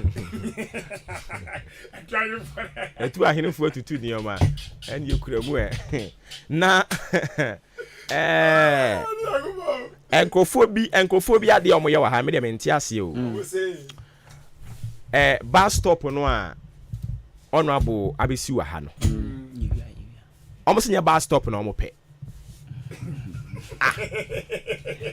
na nyamna na mo se mo pese honorable baby bi mamo na honorable baby bi ama wa ayi kwabena bo ahen o say good morning ye from kwabena bo ahen pepiasi ampadu enterprise na me wo o say ni problem ni na ne say I say please the problem is that abo the bro no so the obo wa twro ankasa abo has not done blah blah blah someone has covered it for now and now honorable Akwasiakwa has come and built bus stop on it, so I'm asking what is the essence of the bus stop. Oh blah bus stop, the essence of it is saying say ka ejina ho fa baby no me ne aboabofo na ka say sa bus stop no omo ni nso a me baby me no be ya adwene ebia baby so me no amonya adwene because obo ye ne ama utumi no in this case no ye na wase ye child ye pe na ebia na abofo na so mo pe bus stop abeda hu ana me child say said you put you statement ni say abofo no mo air company say omo pe bus stop na ma me so okay ma me kan say kwabena boahin okay enya abofo kwabena boahin na e ka say bus stop no de omo de ono no mpe okay nti oni your no personal decision okay enya sa na o kan ono no kan de a enya fine but say abofo na ka so omo mpa me I stand with them because ye nyama utumi no kakana sana wase run no said ye nyina tian mada o kan preach say national agenda no sana wase ye bu oman no because kan papa mu a na do wase tumi nyam mu na wo ye ho ne wo so we give you the tumi now wase wo di tumi no ye de ye pe nya de wo no mu no pe o ba isi agenda ne tisa ebia na abofo no ne so mpe bus stop abeda hu na me church say say abofo ne so mpe bus stop me I don't have problem with that and no they are fine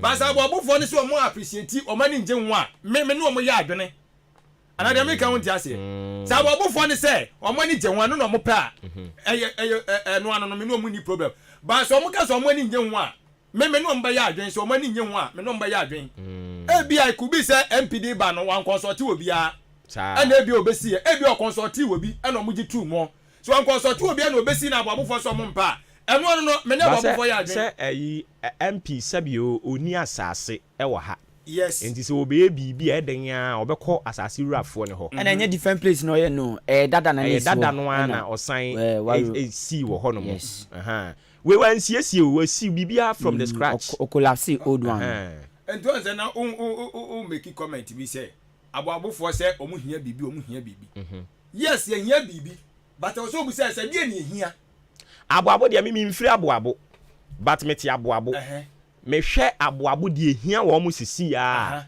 eye internal rules yes enti say ye internal rules na ye call say ye hia bibi a e wo say wo na ye bu say ye hia bibi no nti wo ba soro no pa no wo su a umusa ne say dey na how sempani say bi se wanumu ana otu bi eben dey na say yanumu enye monye wei akwan no so ye be ye enti ye be si bus stop ye yi akwan ni tuma bo he was doing campaign no dey na promise you ope bibia wanya bibi ba ko part of the campaign policy so ope bibi no wanya ba ko that my question is say is it part of the campaign policy me I'm not sure so honorable Alexander be share e boss wo be ye kwan ama won fine what me share but I think so aka so be bo mama asiesia na eno so won kan akwan no ana as MP ne de bibia was wo ye within the power as MP so be lobby obi wurewuremu ne nasefo ne de per me information you know he has done that and he's still doing it good into one twice na wonye I'm not condemning say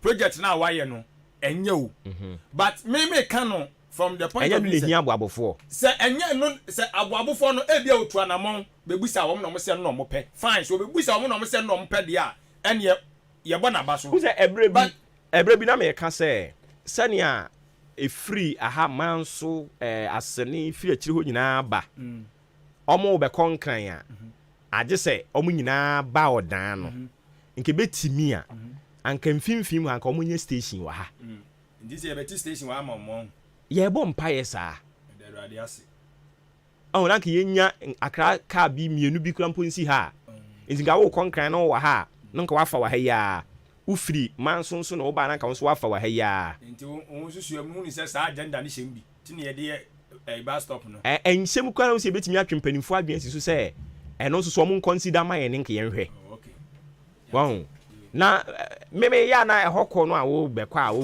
kɔ hɔ ansa na wasan ba ya na ye ni ha ye kwa de bi nyame adom sisi wo ha eno an se obeka kyerɛ me so me kɔ mumbuki ayi mame omuduru ha ombeye but nipa dodo osen ene bi obeye saa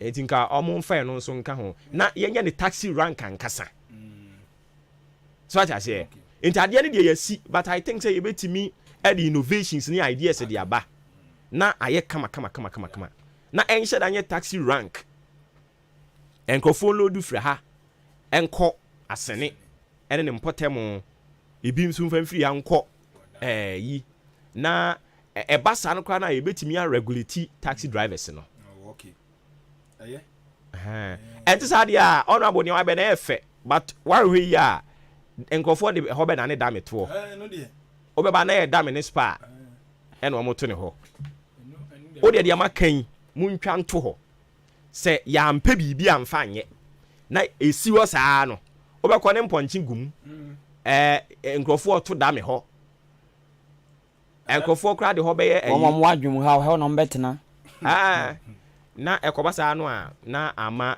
the beauty and the good intentions no antumi am wi peye nti yebesere na empadimfo hwe na wo munye bibi nka ho na enkonko ye dan no asa akeke no ayesiesi ho no efe nti wasi yenya so mfaso nti kwa bana bo ahen bus stop no de opewu mpo yesi nti mfaso be ba so mpanyimfo no so omo na so obo dia fine me de meye man no so odi ayi o seti ye ayi na odi abaye nti no na eno so ho asem no na je say I don't know kwa bana bo ahen ye yi wa no there's a request from chief and elders bibi sa na me mete ye na aboabo bus stop no request bibi sa na me mete ye say aka de aka esi akwan no ni aka ni nyina se bi omo kwa de aka se betima ya mo sisi ano no ebi omo ko no mu kuta omo eno omo pe omo twetwe egu ekra ta so no de ko e ene bi ona bo hwem no hu se bi a we na mbetima nya ne sisi ai no se ne omra meye it could be that nti sa na tie dia fine okay nti eno ne that is the abuabu issue no me say another plans a efa abuabu hu so bibre no agu honorable ne pono so honorable eno de yebekoso agbo mu a kopimo bra abuabufo ebetimi di omnsesi ombo aka se honorable Alexander Kwesi Akwabedi MP no de yensusu yenya yeni benefit ye nyina bus stop ne de it's a no is ya na yenya me say it's a no sorry bus stop ne de is a no no and I say yawo and I make her say yawo your agenda no but no shouldn't be the only legacy. Oh okay. It's a no. Ye maame MC be pem sa brei ubi say maame MC say ma o ba ye die na ene yesi wiase asai obi e ko heaven a aboabofo betumi do am say kire so say wei ene ne ye maame MC aya amayen ebi wo ho ene mi bi sa no pay nti e bia bebre wo ba bia mi hu you say kwatere kwa I say binu I say nil hey yes sure and ebi wo ba bi ni ye nim e wan va si egusu ebisa question nti obi nim bia nti mpato utie yen na wonim ye maame MC mama Vic mi ame maame a free bro ba ye boni di mane ba somewhere I think 2019 ba betwa to ebisu mu ho no mo a bepim bra ono no so ba betena so bepim sa abre me hu saka kire na he time no ye di si na mom ye bisa mama Vic be ye MC aboabo se nei onyankopon obo ne soro na asase se ye obi amesen kwa a den ye betimi de ensa si so se ye maame ne obeye ma yen eniye question of the day if I just say bi oba bi a me de me nyan hu bi aboabo asem na meka nti bi oba bi a obetumi a kire ye na ya bona baso na waye bibiri aka ho ama yen se ona mo de onya ba kwa to ho yes ona mo de 10 isi 10 isi 10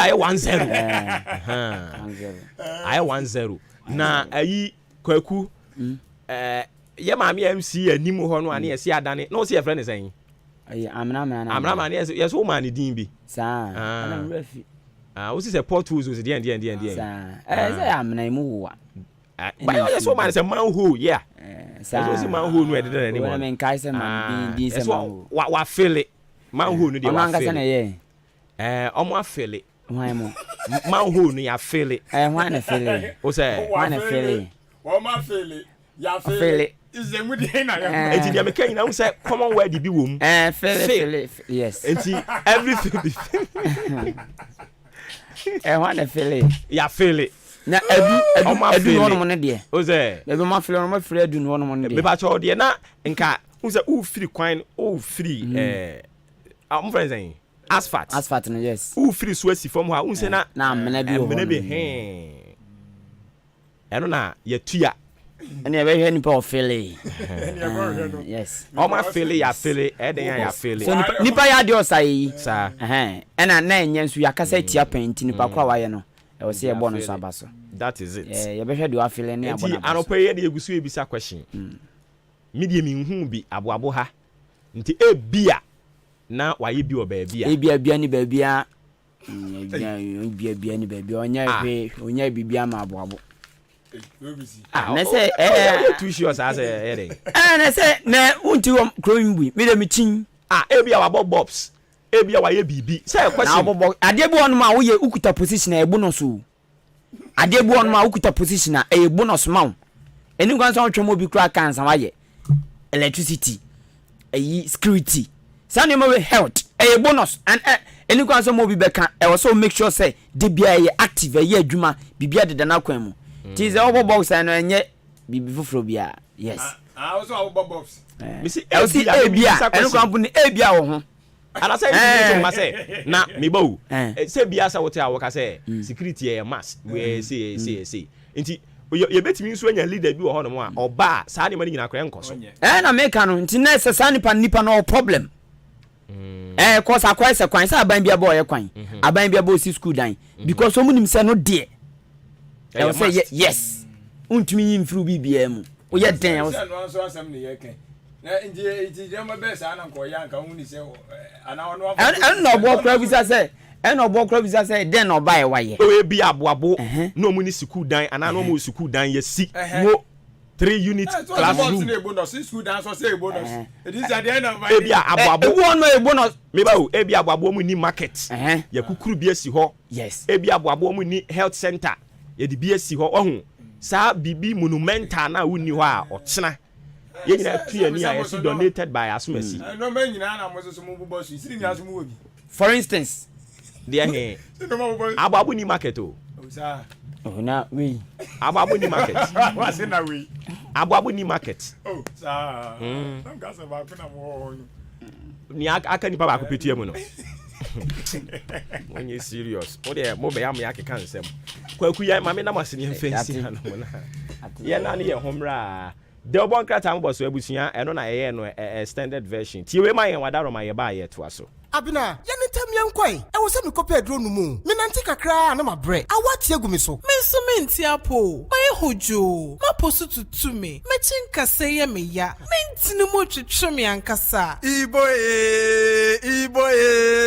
iboye na awafo ade mo so ane wonkyɛn kra ne ɛbɛyɛ o yɛnte apɔ na anwum yɛ meni agye na herbalfo ya wɔyɛ na herbal mix ne na fever mix no wɔn de adufufo bia badwa so a yɛfrɛ no na ibomix for general well-being every na asam yare yo ambassador a bitumi adwumaden na ibomix no eye ma wo bi a ontumi na anasa ne honam ye ne mre etumi ahututuo wonu mu akenkan wate ese wo na akro no na yenu ma to ye yentumi ne din so enu na mo behia na herbal powder ebesiese mu nipadua no ahoɔden bɛba na aduane bɛyɛ mo de amamati bi adi na herbal powder na yebenya bi wo he enye na wo pharmacies herbal ne over the counter shops dodo a na herbal ventures for 0244 774 206 FD agye edwede nkrato ya atum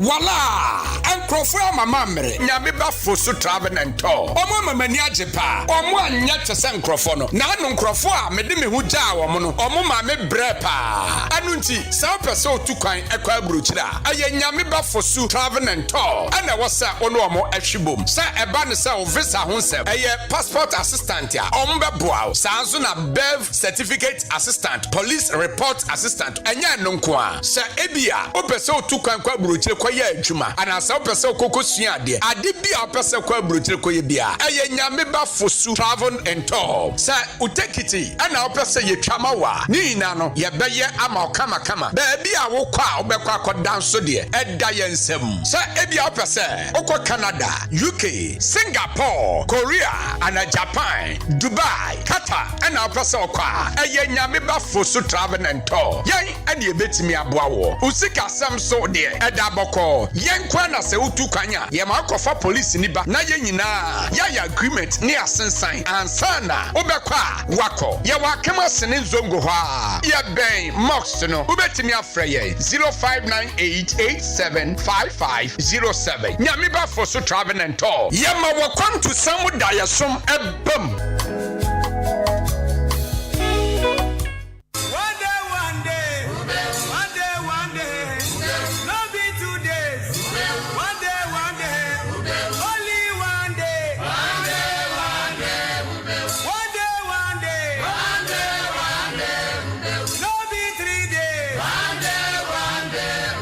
Ghana adisiye obuoba ofore amanfo emamo ache edeba ahenkan 93.3 FM. Me ba cho yeda sise fidie no eda so da ha na wutie yen hye ne nso ma ache eno ni dwumadie no edin ene enkomo no aye more of abato a NPP wo mo call wo mo abato so nano memeneda ekoto aba eneyi omo ayi Dr. Alhaji Mahamadu Bawumiaso no ena omrame Frank Crawford 2024 abato kese no emu Yera John Dramani Mahama so eli sini buta or sisi obeko to na say obe re-energize wo mu base no wahu na wama vemo no asan akosoro na fe wamu dia baba bishia 2024 it will be interesting year ye nyina ye hwe ni mu se bibia betumi aye kama e wo ha ye dia seda e kwa ama aboafo a wo mu adaro mu kre mu ama no pay yegusu aye som wo kwan sonko so Frimpon Enterprise ekrem anopa yi a wo no so boa yendenden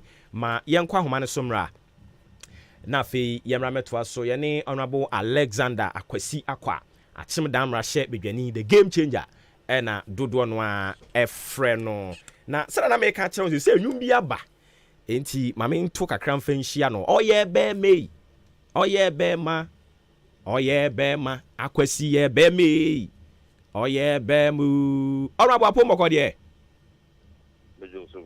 na bibia boko ye de radio ase ano pedi ba wo nchen abato a mokọ so na no memene da ye ne wudi nkomo ema wo kasa kakra de kire delegate no na Ghana man enyina yawie na yawie nsu de na wo se yesan ba ne ba beje wo observations kakra ene ensemba akomienu bia wo hono mo a wo edema delegate na Ghana fo nyina yo edin check sema watie fo nyina this election course one of the decline the other man pending for within no easy for near police for party no ebomadi elections and this is pending for now one more share my ye eto ye the bad side the aseda am delegates nyina so a omonso edi sa say ya mo ye no so no so koto abano asunjue mu na fe agents awodo a wo ye adwuma ade ma candidates awodo nso wono nso ehwe ma asunjue ebaye so far ye nte basabasa ebia obabia titu ne achim da hanso eko kama eno ntino ye de aseda eba ma obia wo boy ma dwumadi no ko kama na fe ya sign so aboye nyina ye ho abaso eye internal contest ya ye ho entokwa party mu amu into obi eni nkodim obi anso eni kuku party no na edi nkodim okay into insunsan so buy no was it something when vision yeah and na a bit surprise. Oh, now I had always projected said Dr. Mahmoud Bawumia, the vice president, was going to carry the day. Now nationally, no, that was what it was. But constituency wise, you know, that would be a Juma. I should be frank, say Manua, Dr. Mahmoud Bawumia, in Yawahano, Nenyadia, so many, but he carried the day, so that is the most important thing. Ususu said, dear Ben, Ebia, a cool ma, a cocoa basa. Is it that message now? Mupushi or down Hanona? Mom for years said there be still now, baby, at your pet and your better bafa.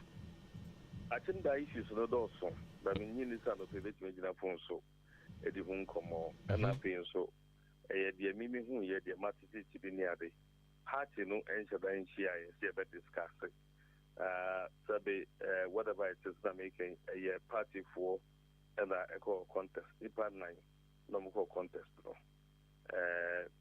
Ujumwa, Dr. Mahmoud Bamedi in Kunim, the Toso Era, Kenon Hine Japan, and Afi, Omo Makana. The Kobaya will be a resource bar, Senate, will be a strategy, or the bar elections anymore. You know, eventually we are together. Yeah, Juma. Nipa would be second. War. Down once will be second nationally. Nationally, we're pledging support a new flag bearer. You know, it's about time. You have a baby if we need it. I think the best thing is that the party has a flag bearer. The party is together. The party is poised to break the eight. Yet, why work for my represent the party also? Yeah, for me, Okay, and for now, no, ma present a flag bearer ahead of 2024 elections. So be facing Kane Mampeni John Dramani Mahama. Moya so sure say 8 maka wa semono will be to me abreki. The overwhelming victory of our vice president in all the regions apart from 2 should tell you, say, yeah, crowd will say we break 8, because across board, his support base, is solid.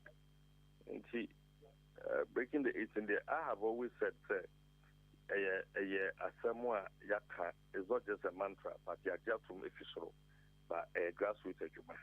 Yes, so and you control grassroots.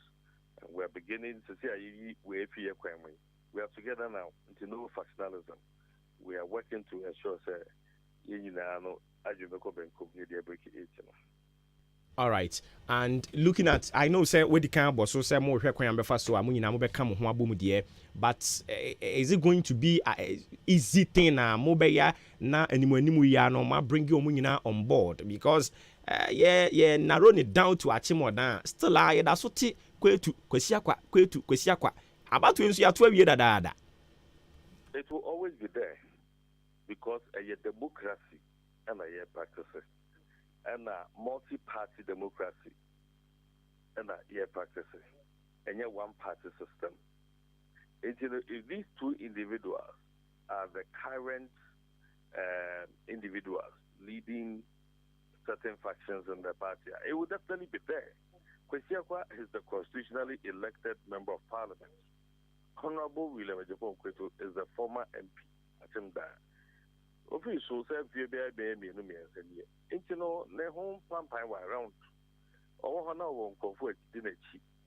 those people think they can't work with me. They don't have a place around me, so they will continue to be around it. But we are still under NPP. Mona Mukriti said there's a faction, and now there's a Presiakwa faction, there's Kwetu faction. There's only one member of parliament. I think that name Konya Mienu parliament. I think that Konya Bako. Akwesiakwa, I don't know so. And that's what matters. Obi a person contest BB, but then I can say you 3 factions. Then nipa a person contest achimda no nye mene honorable to pay. Say become one number. You say you have to see could be the joy is coming. Because there are 3 factions now. But the enim that done the enim that done the Kwetu Kwesiakwa sisi na you say joy is coming sober. If I can only say they say factionalism there, you 3 factions over there. Anambra no so ya say momo de ne enim dada wo. Anyways, there's no factionalism. We have leaders, and the leaders will always remain leaders. Their followers will remain followers. But we are in PP. But honorable yang how say bepim sabre ya. Because you see, and I think say also betia say no educate to go for no amaye. Say any concern cry. Because me tia konya no so. Obi so person betia so bi. ebi a watena so bi da okoye no aka de bibi oposo sa abefa. Just like in Ghana, you have a certain precedent, and then the Yenya flag bearer. But your mama is there. If you know, Ufano country as a constituency, they are factionalism. There can never be a one-party state. Yeah, to a baby, your mama started so called around here. Thank you to no relevance. He's been working for the last 4 years. It's the same thing. It's the same thing in the constituency. So that's what Obama as MP. The last 3 years, and you are telling me that there's factionalism. It is normal, and Hamid that I'm focused and I'm working for Achimda. Ejuma Mayeno, Ejuma Mayeno, Ejuma Mayeno, and Achimda for Behe. No Macase, Aquapa, no Quafu, we do Kaka, the man who no cray. I see. Enti ahoto asem kwa na me so make say kakra yesuya ye nko ho dade but kakra yesuya de afa US wo mo amamu ho ne se omo koto abawie a omo koto na obehunu se bi a party no wo betete omo ho nsem kakra but yenya to wie pe ya the party interest nyina de etu akiri na ne aka no ababe oman no but wo ba yen ha ntisa yakọ primaries somewhere 2020 ya wie na still na fashion da so wo mu na MP a wote so said ya wo ka se wunya ahotoi na say sa ne tie a what is the future of Ghana about for especially at Modern constituency? Oh, and I'm sure very normal. Very normal. Go to any other constituency ever. Trust me, go to constituency bia you can ever. Ungo constituency ungo MP ba kudin. Na sa de bika ye kwesi kwa na ye nimu no then e bi sorry so mo so pa ba bi mu ne de keka ba ko ba bi dia ugbo mpidi ni asa bo bi fufodi o so that's it. You know, don't let us dwell so much on that. We many focus on so much on that for right. Mate, my final question I mean ya okwan yenu abe ma Sami Jemfi so edina no atum bi Dr. Makwakoyi no o kire se dodo no e kire se Dr. Wabai kra na te se de wasan to abade ama na na do se on to aso for the third time. Say na so uhunu no. Anya de for yenim se no an campaign mo ye MPP fu a ye de ya de so no an ye pe no. Ono an ni pa yenim so betime di yenim ni ye break it ni akoso ata ba mo ni asom Ghana. Nti no omo nunu omo no mo nsere. But say ye campaign as na ye kira e be kire say Dr. Mahmoud Baumia is his own personality, or your Onwa is his own man, he has his own ideas, he has his own plans. And then, Wabai flag bearer of the New Patriotic Party, President Ahandi over Francano Ediamano. It's also quite a bit faster, you'll be presenting NPP in a different manner. Na Ghana for a NPP. Na yatra bemu.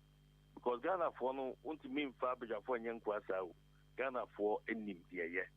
Ira mama ya we kan ho asemi a no so me jemfi ene no enam no yenim no ena yenim ira ba o mi anso as a vice president and then a flag bearer it is easier say odi onoani vision eba betudwa obe unveil onoani vision so the vision e ba ye dia to okada any much the no ho mande keke ka ho ya okay, alright, we besi anamo, but enkomo ho nti ne behwe na yenya 101 so wa hawada roma ne yetimi edi nkomo no akwa akiri anopai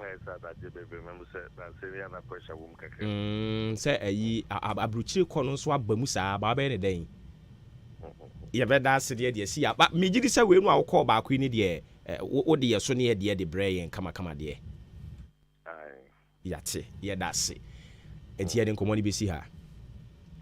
All right. Tiani Honorable Alexander Kwesi Akwachim Damra Shibidwani na kwatwetwe nkomo no. Away from that, young course on fast that man Frimpon Enterprise. Frimpon Enterprise I mean kan kire say na ya say we be a provision store and our person wo fa niema egum. Ade a Frimpon Enterprise ebetumi ahwe na wa ma oni nyina ebi. Frimpon Enterprise SM kan kire say say a breakfast ho akade na wo pe lunch supper whatever and I hope wo de an say obebo apini wo mo obehwe na watimi ama obi kama na wo de akwa kudi ujuma Frimpong Enterprise ewo atim dama darina hotel ase ho sanso na wo Frimpong anes ya eno no drinks nkwa no mton ho 0244 897525 0244 897525 and at 0206 473953 0206 473953 number obe friend wa jo so enwachi so Effin Cancer Asatech Roofing Company Limited or see a total solution of any roofing still anointing long span roofing sheet products na opa or sanding seam self lock IDT IBR size is no from 0.3 copy 0.4 aluminium alusing galvanized colored and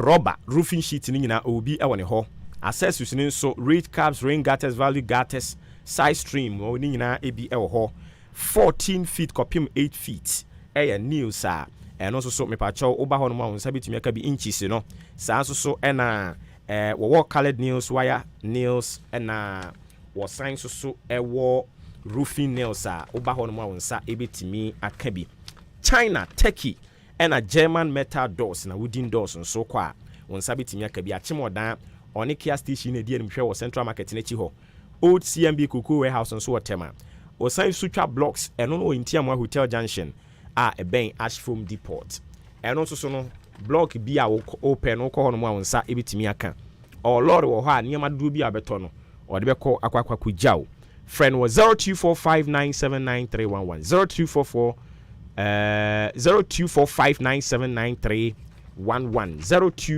0245979311 na yentimi enje woso kama pa ye hwese ye besan akwa homa ne so biom na ye ne owura David Kumi Ado enso so akotwetwe enkomo na ye wa atwene ye mu ne de Mass Energy Gas Filling Station na ye da on ase okay openina ba ne kotwe enkomo ye owura David Kumi Ado otie enkan no pay mache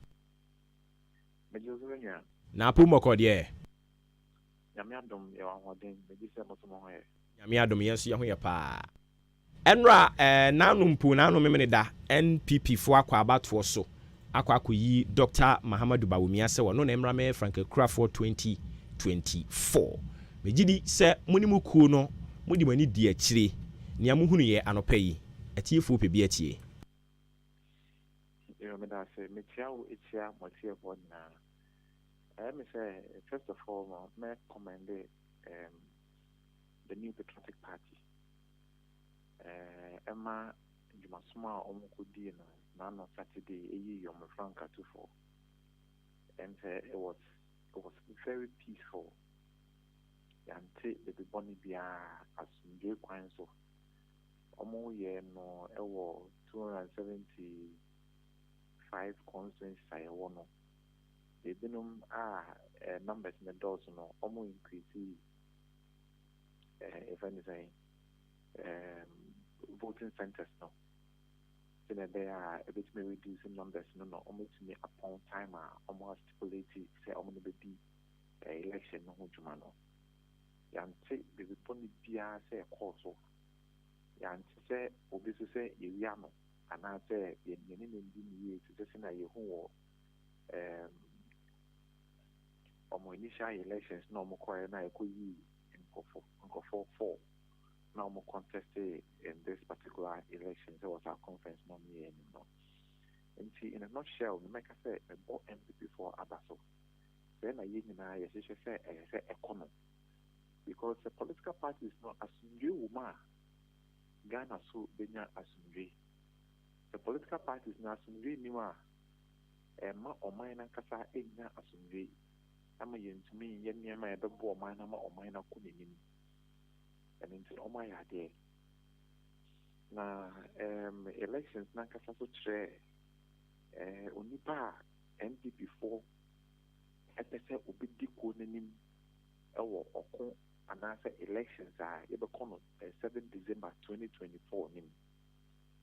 Repose confidence in ye nya bema Alaji, Dr. Aumia, they repose confidence in him and only elected no to have about 61.47 or 43%. No, into like I said, in the nutshell, no, say, yeah, it's not here, observe any assessment, near analysis, it was a very, very good elections. Everybody, empathy for numbers, or more organizers, or more committees, election committee, or more the leadership. I mean, chairperson, secretary, elections director, youth organizers, new organizers. I almost say, all they did very, very well, and they must be commended. Okay. As association, I'm more advocating for free and fair elections. Said ya all commend the woman at the end. I just say, Nina ya dia a course on. Yes, the elections was free and elections were fair. There were other issues that cropped up. But in terms of what happened, Obia Niwa, all the Castle is Obia Niwa because your money agents quite Amawantina polling centers on them. Amawan observed their caution. No reports like that has been reached us. And even as we also monitored some of the places, it went on smoothly and quietly. And it was transparent and so. Because normally, it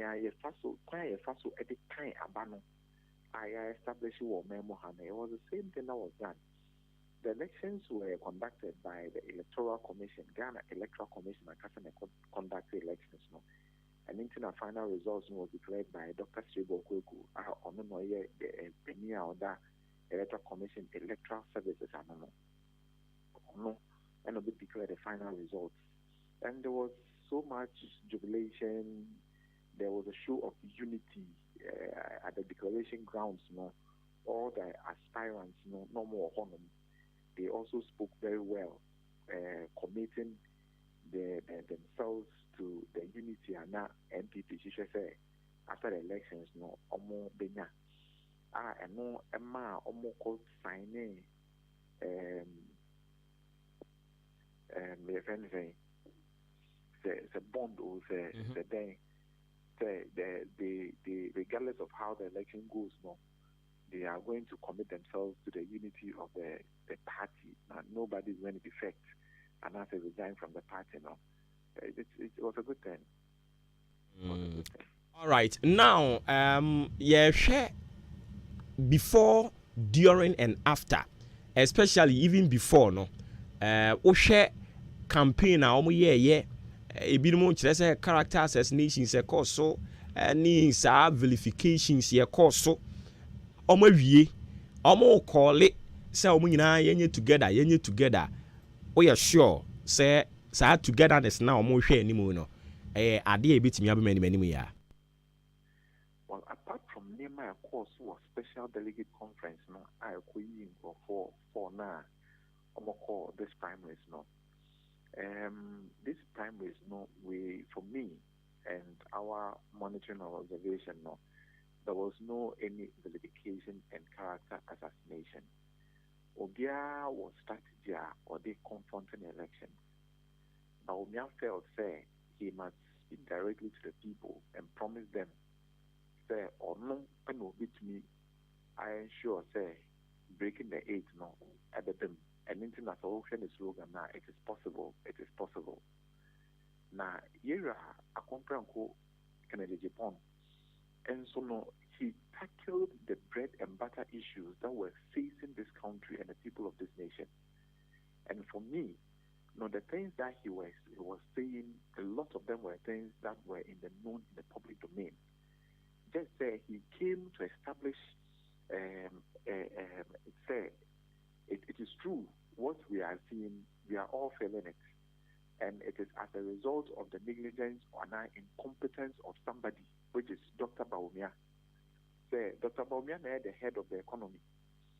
In the constitution, but by a convention, establishment.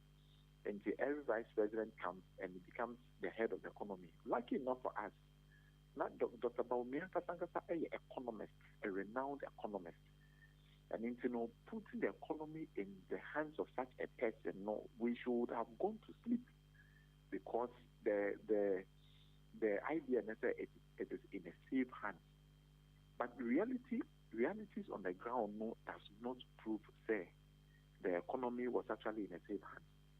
And Kennedy Japan, no, was actually touting Myanmar across our fellow say Baumia and yet the perfect person to be able to handle this country's economy, because so should be an economy in them city and I think upon some, and many we are witnesses to this particular thing. So because look at inflation, look at exchange rate, look at Myanmar Air Koso, and the country is bleeding. By the IMF and the World Bank, ACA said by the end of this year, no, your debt to GDP no every year 99%, which means the kaya no memu hanomono. Any kaya deno, the kaya no memu hano ye di tuya kaya dia. Ebeka just 1% at the ball mine on bra. And the we wine as you could be some. In the Kennedy car, for me, I don't think say he was vilifying anybody and I was assassinating anybody's character. These are facts. These are hardcore facts.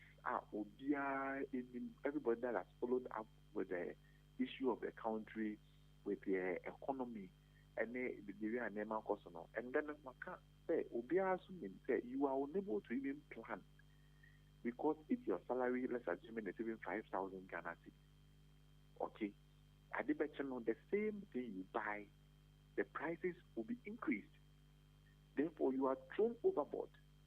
You're unable to plan, and then you have two electricity move by heart, utilities, a cost roll at will. Unlike formerly, PURC, now there's a debate, the public contribution is today. All you hear is an announcement. Yeah, also by 4%. Uber could share in actual calculation, not a bro so levy. And then almost 2 bet crown, and then tax. We are strangulating. Our heads, we just have our heads above the waters. We are struggling to breathe. And into such difficulties, if somebody reiterates them, I don't think a vilification and a character assassination session in our canon. He chose a certain strategy, and politics is about strategies. He chose to deal with the people of this country and the party people who are feeling the pinch. And when you look at the numbers of Nyaya, just starting a political campaign in just 5 months, looking at over 71,000 people out of 230-something thousand people, no, essay, and Dr. Baunia, engineer, it tells you that these are very significant numbers, despite with the truth that is actually going on, and now we are failing our Muhammad. And for me, no, the truth were told, and after the elections, no, Kennedy Japan pledged his commitment to support Baumia in the 2024, in run-up to the 2024 election. And yes, of course, they can ensure that the 4 people unite with Baumia. And as to the level of unity in Ukraine is also another thing. Because Kennedy, I feel no assessing the loss, and then listen to himself, the things that he said about Baumia, the competence and the incompetence, and then the deficit in telling the truth. This Anyamano is indeed obetumi de ne ho akọ bata Sanyama we na ho a doing his campaign now. Time will be the right judge. All right, but me question we maybe saying fan common fancy, and say I don't know whether it will be to me. I can say a too a friend say early days yet for someone to call for running meeting common no one.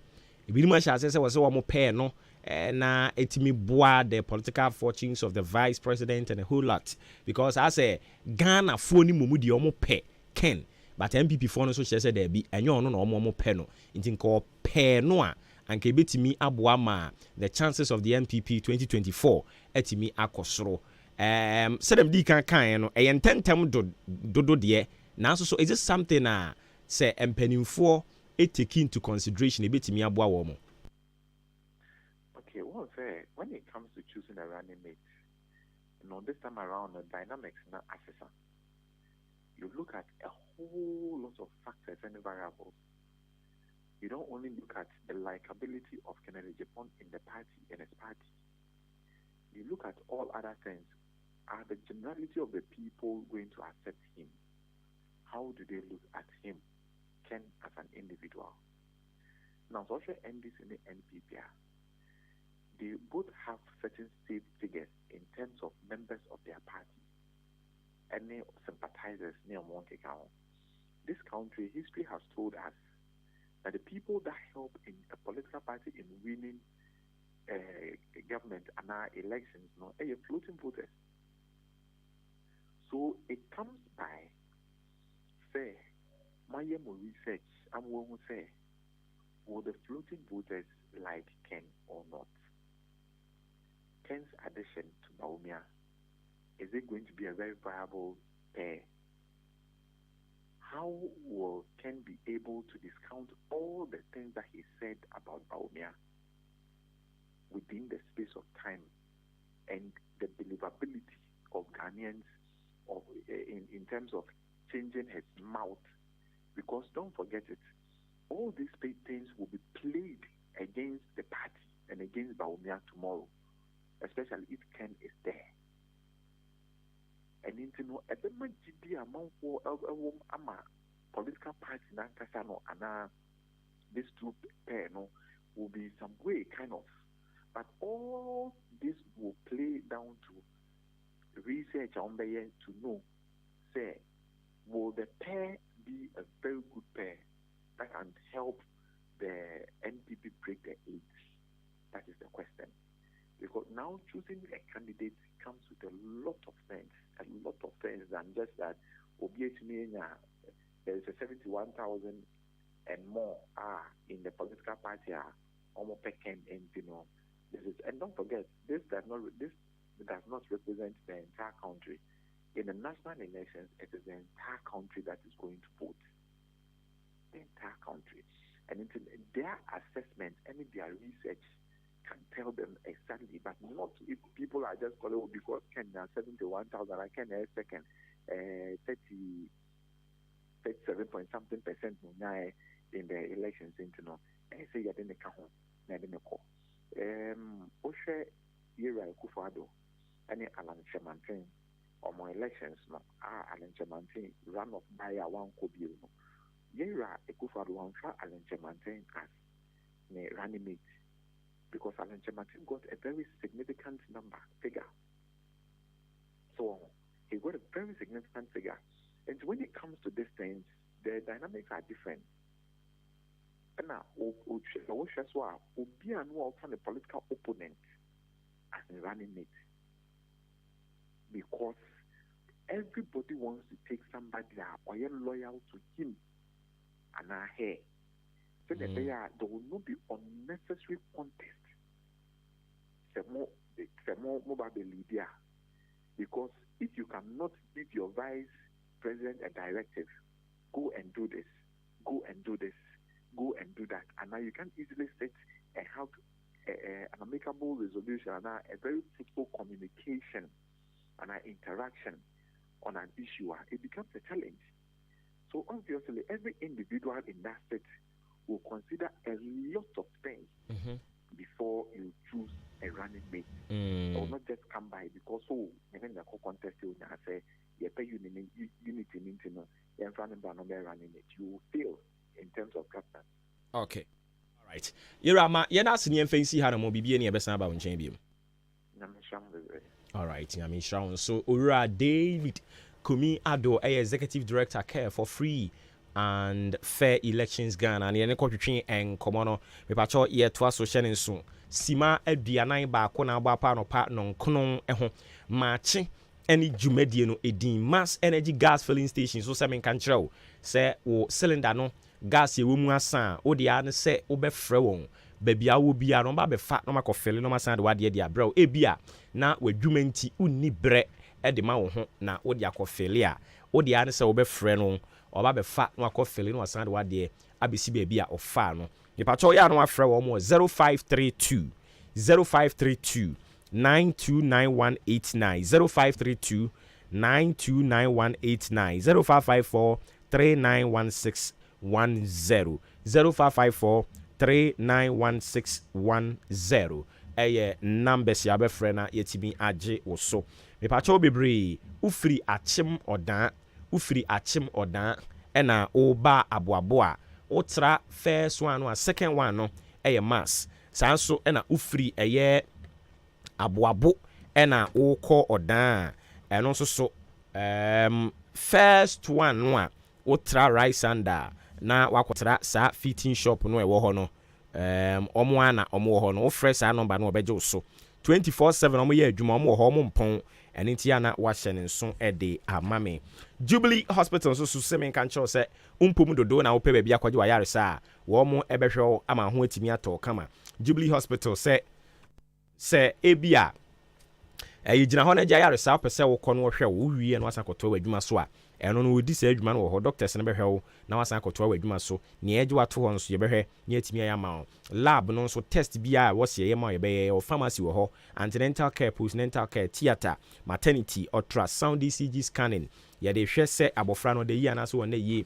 baabi a yare no wɔ yɛtwe pie na yɛtimi asan wo yade ama ho atɔ kama w'ani na ɛyɛ wo ya nso a wokɔ a sɛ wɔsi yɛ mo ahwehwɛniwa ana ebi a akwankyerɛ bi na wɔsi yɛde ma wo aduro ɛna wɔsi yɛde ɛsɔ w'ani no so de ma wo nso a ɛno so yɛbɛhwɛ ama ho atimi atɔ kama canteen wɔ ha nnuane papa ne ɛno a ifie da bi esi nkonwa a ɛyɛ nkyerɛkyerɛ kɛseɛ na ɛkɔ so ɛwɔ diabetes ɛna hypertension ɛho ɛno akyi nso insurance yɛgye national ɛna private deɛ ɔdan boaboa mantra kwantempɔn bridge no so na wobɛhu ne yɛn ɛbɛkyɛ wobɛfrɛ wɔ 0244 575799 0244 575799 and a 0241784645 0241784645 eye numbers ya be frena yetimi age wo so yerane ambulance service nti anadwo da suom yare bi to hye so a obetumi afrɛ na ya baba behwe ama ho atɔ kama pepiase ampadu enterprise no se men kan kyerɛw se wodansie no ho niam nyina no wafa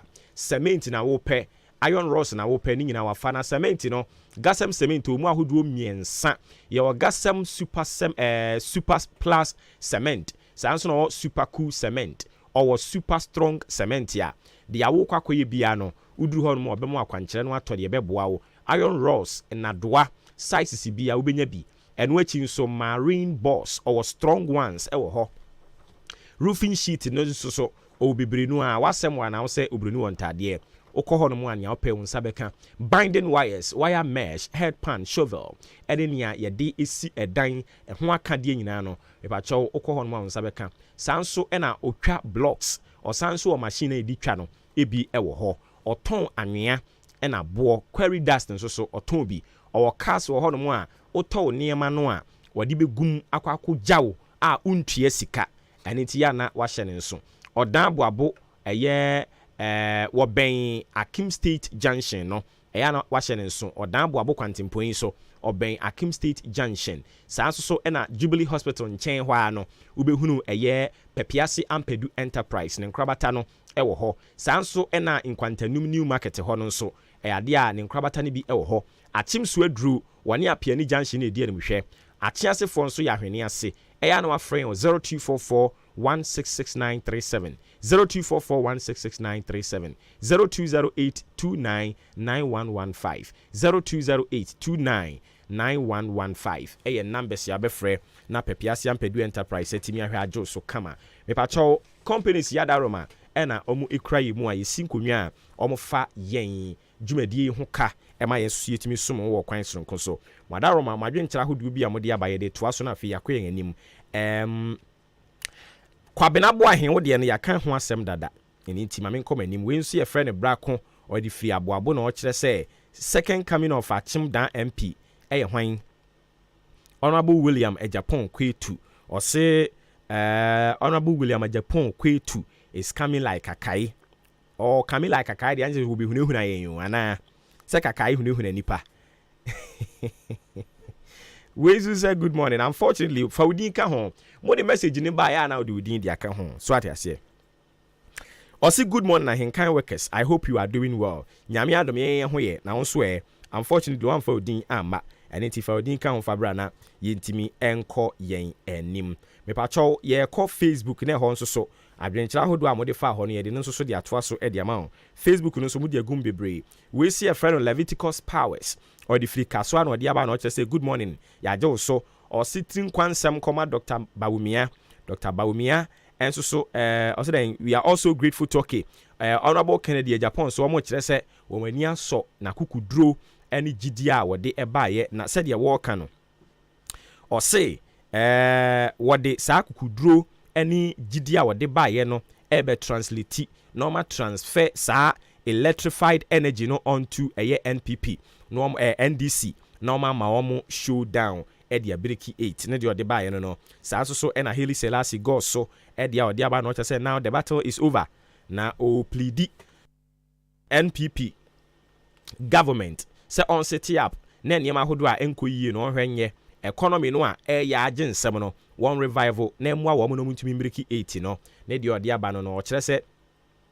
Dr. Bawumia so mani trinkwa epa Alhaji Yusuf ne de ono so ede aba na kire say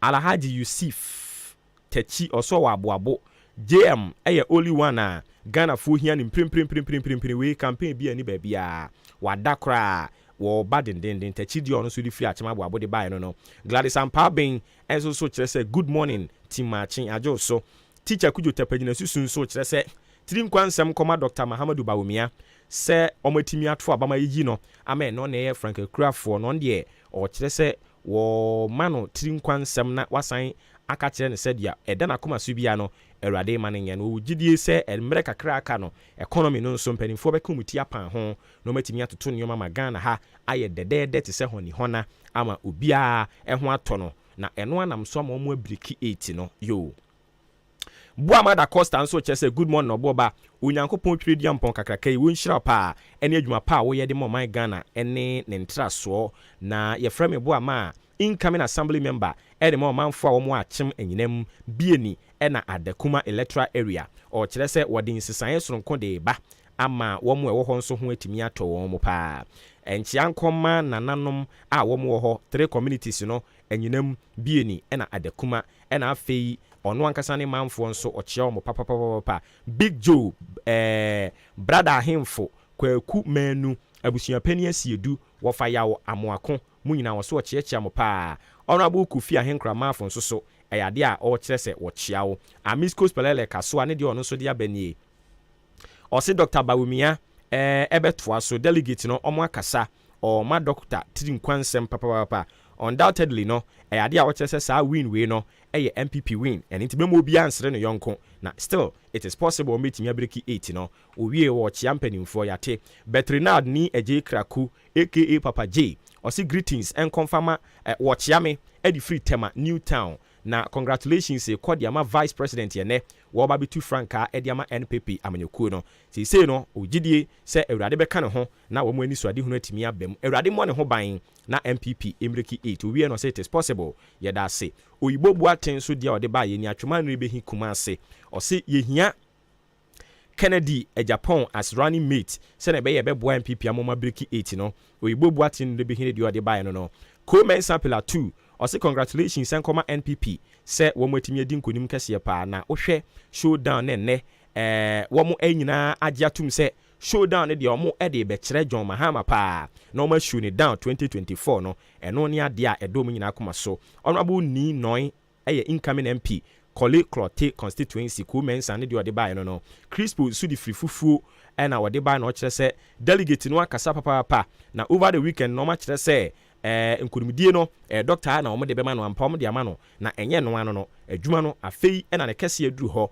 omo hwe kwan omefa so omeka obi abom na etimi aboa Timothy Kudruha enso so ede ode abani o so di free crying also oboba thanks for your motivational message. I'm proud of you. And Chiason Kunkoma me master Kwabena Boahin, Samuel Dazi, and Akweku Adade, or so a church munina.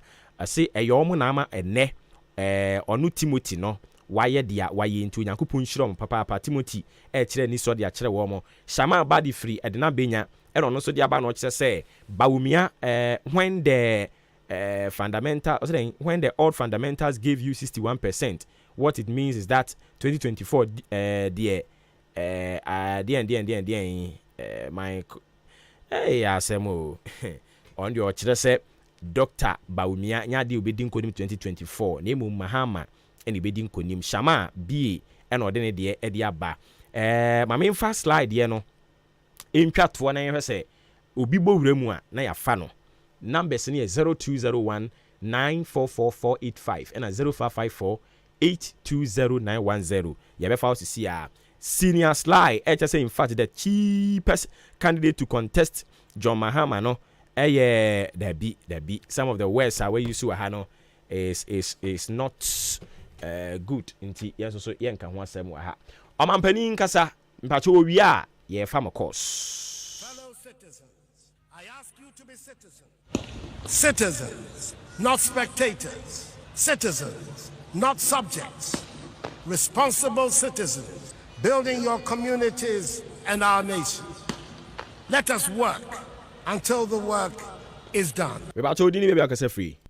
Oboba we only be my taxi driver big weni. Chairman into. Ana no pay the oboba yankopon sira pa wa interview akase pa na. Yes ye ni ade. Me min chama Master Georgia. Let me tell fireman. Let me tell this company for what master blog. Oboba there is a question of certain for what my boss on the Aba Yan Chatting Carboni. Nemu no a right choice and we take the Amman and this before. Because Bawumia Eka say, Obesi Zongo community say, well, all the 16 regions. Obama Kisho say, senior high or tramodin senior high in the call. The Yesho say, and Tabokra Bawumia Abu Bobi. And Bawumia no more, according to Yabuabia Samoa. Former communicating director Emma NTP, Adenta MP. FA, so I'm going to Dr. Baumia, as I said, the work to Prekunam, now Quapon, Zongo. Also, Zongo for so almost repreku. At the end, on one Casana West, our Kanye, our de Bayano, with the Yame, yet the Bono to say, so yeah, you're the son and quine. But on the other, didn't kind of wait you man after what it does, because no beer, the Messiah, they don't know Makwino. At the moment, we are neutral, not remoted by our baby attempts in the war. The Akasa Bawumia, the other kind of said, you hear any pen drive. At the end, I record with you. Okay. Yeah, the Hoto Botono, yeah, but you to say, messing, I had the soldier. Yate. On to Miss I. See, yeah, that's say, be that CB Brave, me, Bema 0201944485 0554820910. Me pacho. Udin any baby akase free. Hello, me pacho me dia Georgia. Me ka za fro da ya. Me pacho into. Yo oboba na trade ma mention na mention Abiba okete big one. Na mention Ahmed, na mention Onabudo. O kwa assemblyman o Obudo. Chana. Amenia. Any just some na be fie. Any just some sabe politics na ye ni sia. Akoda o say ye funu mu kura no. So who tap for China? Obemusa sama wuke or your profo. Sabe Mamudu Bawumia or Profua, the whole Africa. Bojo, the Abbas, Mamudu Bawumiani, Unipa or your profo. But MPP for one, Nankupon the Susu, one more to say Faru. A better man, Nankupon Susu, one more Delco Gunu. Naman Ayo Mosan or Mako Bawumia or Profo. Not on Kango Pro, which other two man you. The number was 2024 because you are not ready. You never. Why we catch yourself or by your sky trace? But we make catch yourself or by sea airport. But we are catch yourself. The $1 watching YGP what the question the bottom. Just about we are your proof one. I could not say your full ground. Mr. Papa, you will be on Kamukura. And see Ghanaians, yes, could this the master who for the Nankasa would be in a Tinakasa who to one for crime. And about one